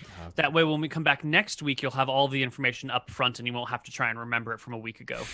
True. So here we are. You've made it to Ember's Keep just in time to go slay the Hydra, to bring Ember's Keep into the fold. This will be your 1, 2, 3, 4th place. This will allow you to start at level 7. Oh If my you god, take I Ember's hope we Keep don't into die. the fold. Well, if Do you we? die, you'll Does it start at count as 7. if hypothetically, if we evacuated all of them to Yaka, does that count as bringing them into the fold? Does that still count? Yeah, you'd be bringing one of the peoples, even if you abandon the town. You would. That's still a bringing them into the fold. Okay. So our Wait. strategy for next week is we get Koibu to design this monster, and then we go to another town and do something else.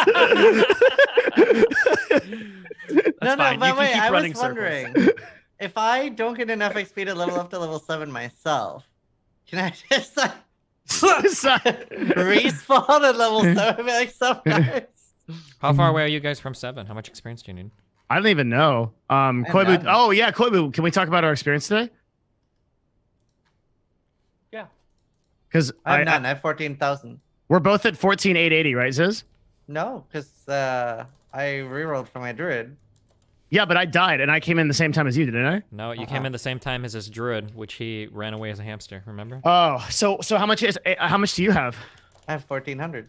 14,000. Okay, then I only have You didn't 18. get any experience for the previous session of play?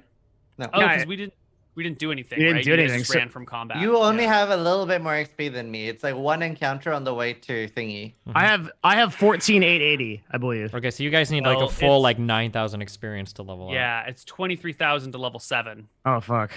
Oh fuck. Yeah, I wasn't really expecting you guys to be at the point where you could res as 7 without having gotten 7. Can I Or- self-terminate? I don't. Well, I like in- Flintheart too much. I can't. Yeah. Instead of cheesy stuff like that, isn't it better to just have the minimum level for the campaign being level 7 then? Yeah. That does make more sense than ripping intentionally. Yeah, but it wasn't supposed to play out this way. Guys. Make him level up, We're supposed Koibu. to- Just make Yeah. him level. Make him stop running from encounters. Make him. Make I him love have to get Flintheart the too much to experience. suicide anyway, so I'll stay at whatever. I don't get shit at level 7 anyway, so I don't really care. Yeah, I you'll do. have to level to it. And Really? Nope. Yeah. No. You'll have to level, yeah. So you're not just going to auto go to 7. And to prevent Ziz from just killing himself and re-rolling the exact same barbarian over again, no more barbarians for Ziz. Damn. Last my barbarian. Oh, God. What the no. fuck, dude? Wait, are you going to open up other classes then? We already have it at least once, didn't we? What? Things have opened up in the past as you have acquired different places. Let's That's see what this unfair. place brings in. Okay. Not Wait, unfair. what I'm class preventing did we- you from exploiting rules to We opened do up dumb Halfling, stuff. right? Mhm. What did we open up any new classes? That'd be really cool.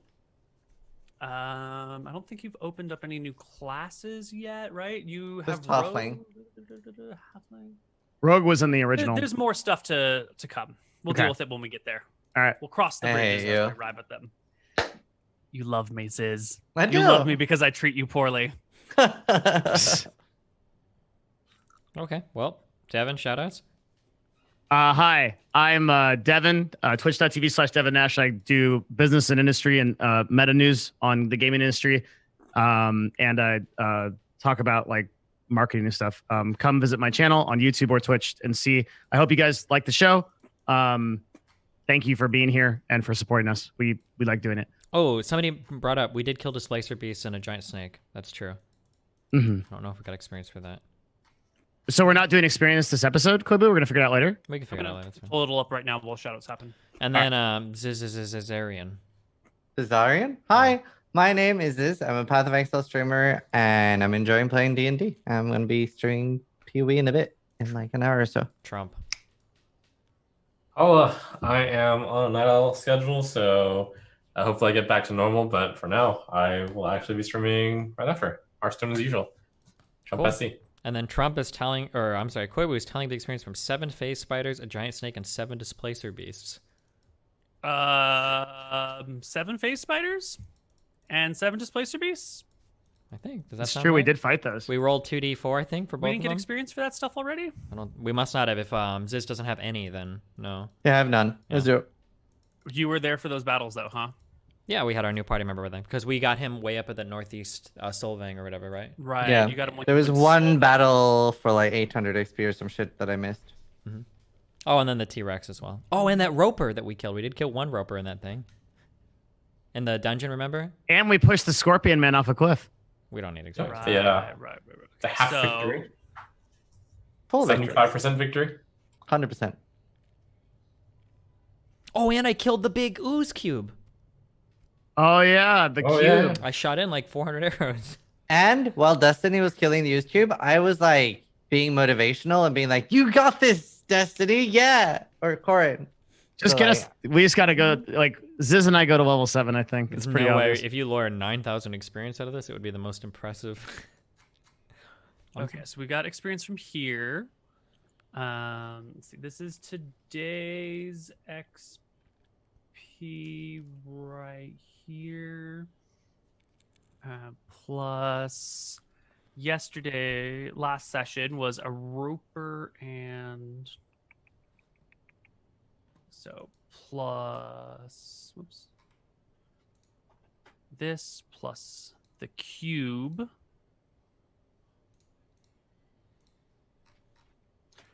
Plus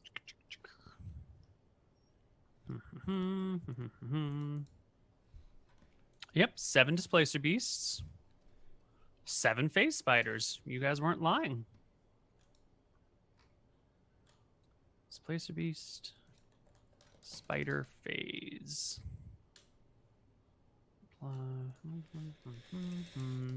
Ooh, this is actually quite a bit of experience. Take home each player 355 experience. I'm sorry. No way. We're way more than that. 400.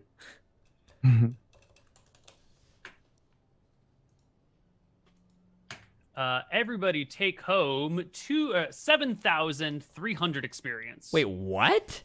This is the Roper. This is the gelatinous cube. This is the Tyrannosaurus Rex. This is 7,300 2 shambling each? mounds.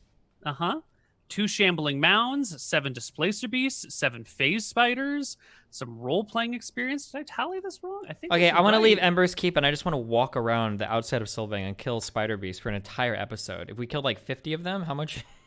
We can. That's the thing. You already said we can do that. 700 each. Damn. The Tyrannosaurus Rex was worth about. How much is level 7? Fuck. I'm 900 off of, or I'm 22 180. So I'm 900 off of level. Huh? Okay. Yeah. Yeah. Sorry. Yeah. You said 7,300, right? Yep. Can I get a little bit more role playing experience? Because why don't you just kill the Hydra and then level up? I want to level up then kill the Hydras. That make much more sense. Wouldn't it make more sense to kill the Hydra and then that was such an amazing experience that it brought you to a new level of greatness? Hey, Wait, can did I we get donate? experience? Wait, the no, dragons? meme. Did we get experience for killing 2 T-Rexes or 1? Did you tally the T-Rex? And the dragons. No, we didn't kill the dragons. We skipped the dragons. That's right. There was a separate T-Rex, wasn't there? There was. Yes! There were 2. How much is it? 975. Oh! God, that's so good. Oh my God. I'm so happy. All right. So you level then? Yeah. hmm Okay. Don't need to kill Flintheart then to level. Just kill me next episode. I'd be happy to. Are we level So I'm 8? 800 XP off. You're 800 off? Because he started, he Yeah. was, not in as many fights. Beautiful. I love it. Wait, Trump, are you? I think I just got to level 8. Did you level up? Did you guys hit 34,000? Yes. I must have if you leveled up. I'm at 34,182. Oh my God. So you said add another 975 for the T-Rex, right? Yeah. Wait, that's insane. What was the can I donate some to this? No. Oh. This Donate. is his punishment for re-rolling a character. He has to wait 1 day to level. Damn. 1 session. Wait, What's I'm so my, curious. What did we? I think this is the most XP I've ever gotten in any single session, and we didn't do anything but kill monsters. What monsters were giving so much? Well, no, we the had T-Rexes it's two. give 3,900 on their own. Who? We're What fighting is? really hard shit. The T-Rexes? Yeah. The No, Laser nothing we Beasts fought give and has been hard. 700. The spiders give 700. It's hard in terms of CR. The gelatinous cube gave 450. Jeez. Okay. The So it was just like Rover all the is 1,800. Okay. And then there's some role playing experience. Yay. There's some experience of going through the mountain, getting Temper's Keep. Gotcha. You know, there's some other crap. What do I roll for HP, Koibu, for average? is it- D10 plus your con mod. It's 1d10, so it's 6 plus con. You want to roll it, right? No. Average. Yeah, it's 6 plus con mod. I want to roll. How do I roll? Con mod is 3. 10 plus con mod for Corn. So 58. So I get 9. Is that right? Yes, 6 you'll plus get 3. 9. Yeah. We got So you'll be XP at from the Shambling Mound, 67. right? Mm-hmm. For 2 67. shambling mounds. Beast mode. So I roll Okay. 1d10 plus 2. Yes, sir. Oh! A max Hey, roll, oh. adding 12 HP. God That brings damn. you to 74 hit points. Christ. That's insane. That's the benefit of rolling. But he could have easily rolled a 1. Very true. Mhm. Zai takes the average, gains 7 hit points. Slow and steady wins the race. That's what they say. Corin, what do you get at level 7? Level 8. I don't know. I've never been my this God, far in a level Koibu campaign before. Very few have. Oh no. Masters of the it's a Realm. boring level. I just get an Sounds ability huge for score me. improvement, or in your campaign you could also take a feat as well, right? Yeah. Oh fuck. Real quick, if I were to ability score improve my Constitution by 2, would I get that HP now? You would gain HP right now. Do you gain that retroactively? Yeah, it'll go for every level that you've had. So if my modifier raises by 1, I gain 8 HP. Yes. Or you could take the tough feat, which Your feet suck. You nerfed them all, Koibu. Let's be real here. Sell Tough me is on a this good one. feat. Sell me on this one, Koibu. Tough I think feet. the tough feat gives you 2 HP per level, and that's it. I don't think I have very tough feet on Corn because he wears boots everywhere. Mhm. Ha ha ha. Your hit point maximum increases by amount equal to twice your level when you gain this feat. Whenever you gain a level thereafter, your hit point maximum increases by an additional 2 points. Oh, so if I Yeah, took so the you- tough feat, I would just gain 2 times 8. I'd gain 16, 16. which would give me Right. 90 No, that's HP. con- Twice as good as 2 more con. Right, but then your con saves wouldn't be improved at all. Okay. Oh my god. Okay, So I have to do you think want the about it. hit points or do you want the saving throws? I just have to think about it. Okay. We have till next week, right? Mine's We really have easy. until next week. I also get an ability score improvement, and that's +2 dex for me. What does that bring your dex to? At 20. Jesus. Okay, and I do believe that is the max you can get your dex to by adding stat points to it, right? I think to get above 20 in a stat, you need magic to help you out. Okay. Is that right? Am I making that shit up? Wait, I've never might heard be that. making You that can shit get past 20 with magic? What is that? Like temporarily or permanently? Like, no, your stats, right? 20 is the max Yeah. your stat can go. But can you I believe. augment? I'm augmenting. Yeah, sure. I mean, you might find like a maul with +4 strength or something. Oh That's yeah, okay. theoretical. I didn't know if you meant like a wizard could like experiment on your body and like make you 22 dex or something. Yeah, that Captain can America, happen. dude.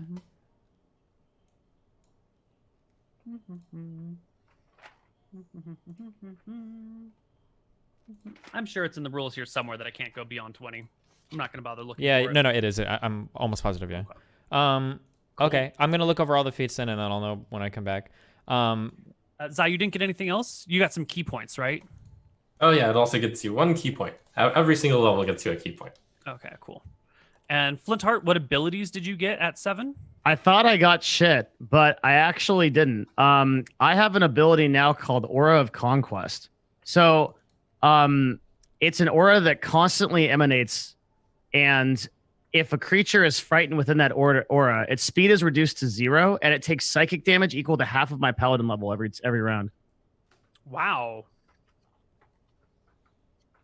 But it's a little bit hard to use because I have to use my conquering presence first.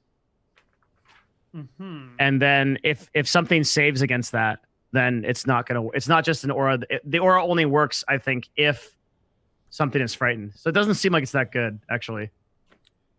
What's it called again? Aura of Conquest. Aura of Conquest. Unless I'm missing something, it doesn't look that amazing.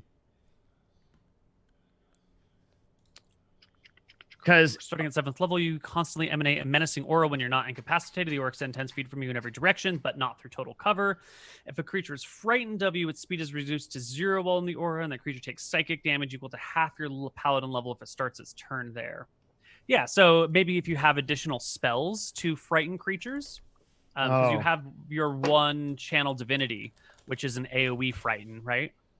yeah, I don't think I have anything else that causes fear. Okay. Hmm. So, but if you were to be, for example, surrounded by a million monsters, and Mhm. you conquering presence and they all fail their saves, and at the start of their turn they will all take psychic damage and be unable to move. In that specific situation, it would be cool. Yes, but So yeah, so when you're surrounded is what this aura is really, really good for. I see. Okay. Other than that, I don't think I get some extra spell slots, which is nice because paladins don't get those all the time. So, but the real big change seems to. Oh no, it comes at. Yeah, actually, there's not a lot happening till level 9 for paladins. Am I which going to is- be the first person multiclassing? Yeah. What are you going to multi-class into? Fighter. At 7? Yeah. So we have 1 level 6, 1 level 7, and 2 level 8 characters about to go fight a Hydra. And you're going to learn all about the Hydra right before you go fight it next week. Nice. Sounds good. Excellent. All right. Well, we will be That's it. back next week. Be careful, guys.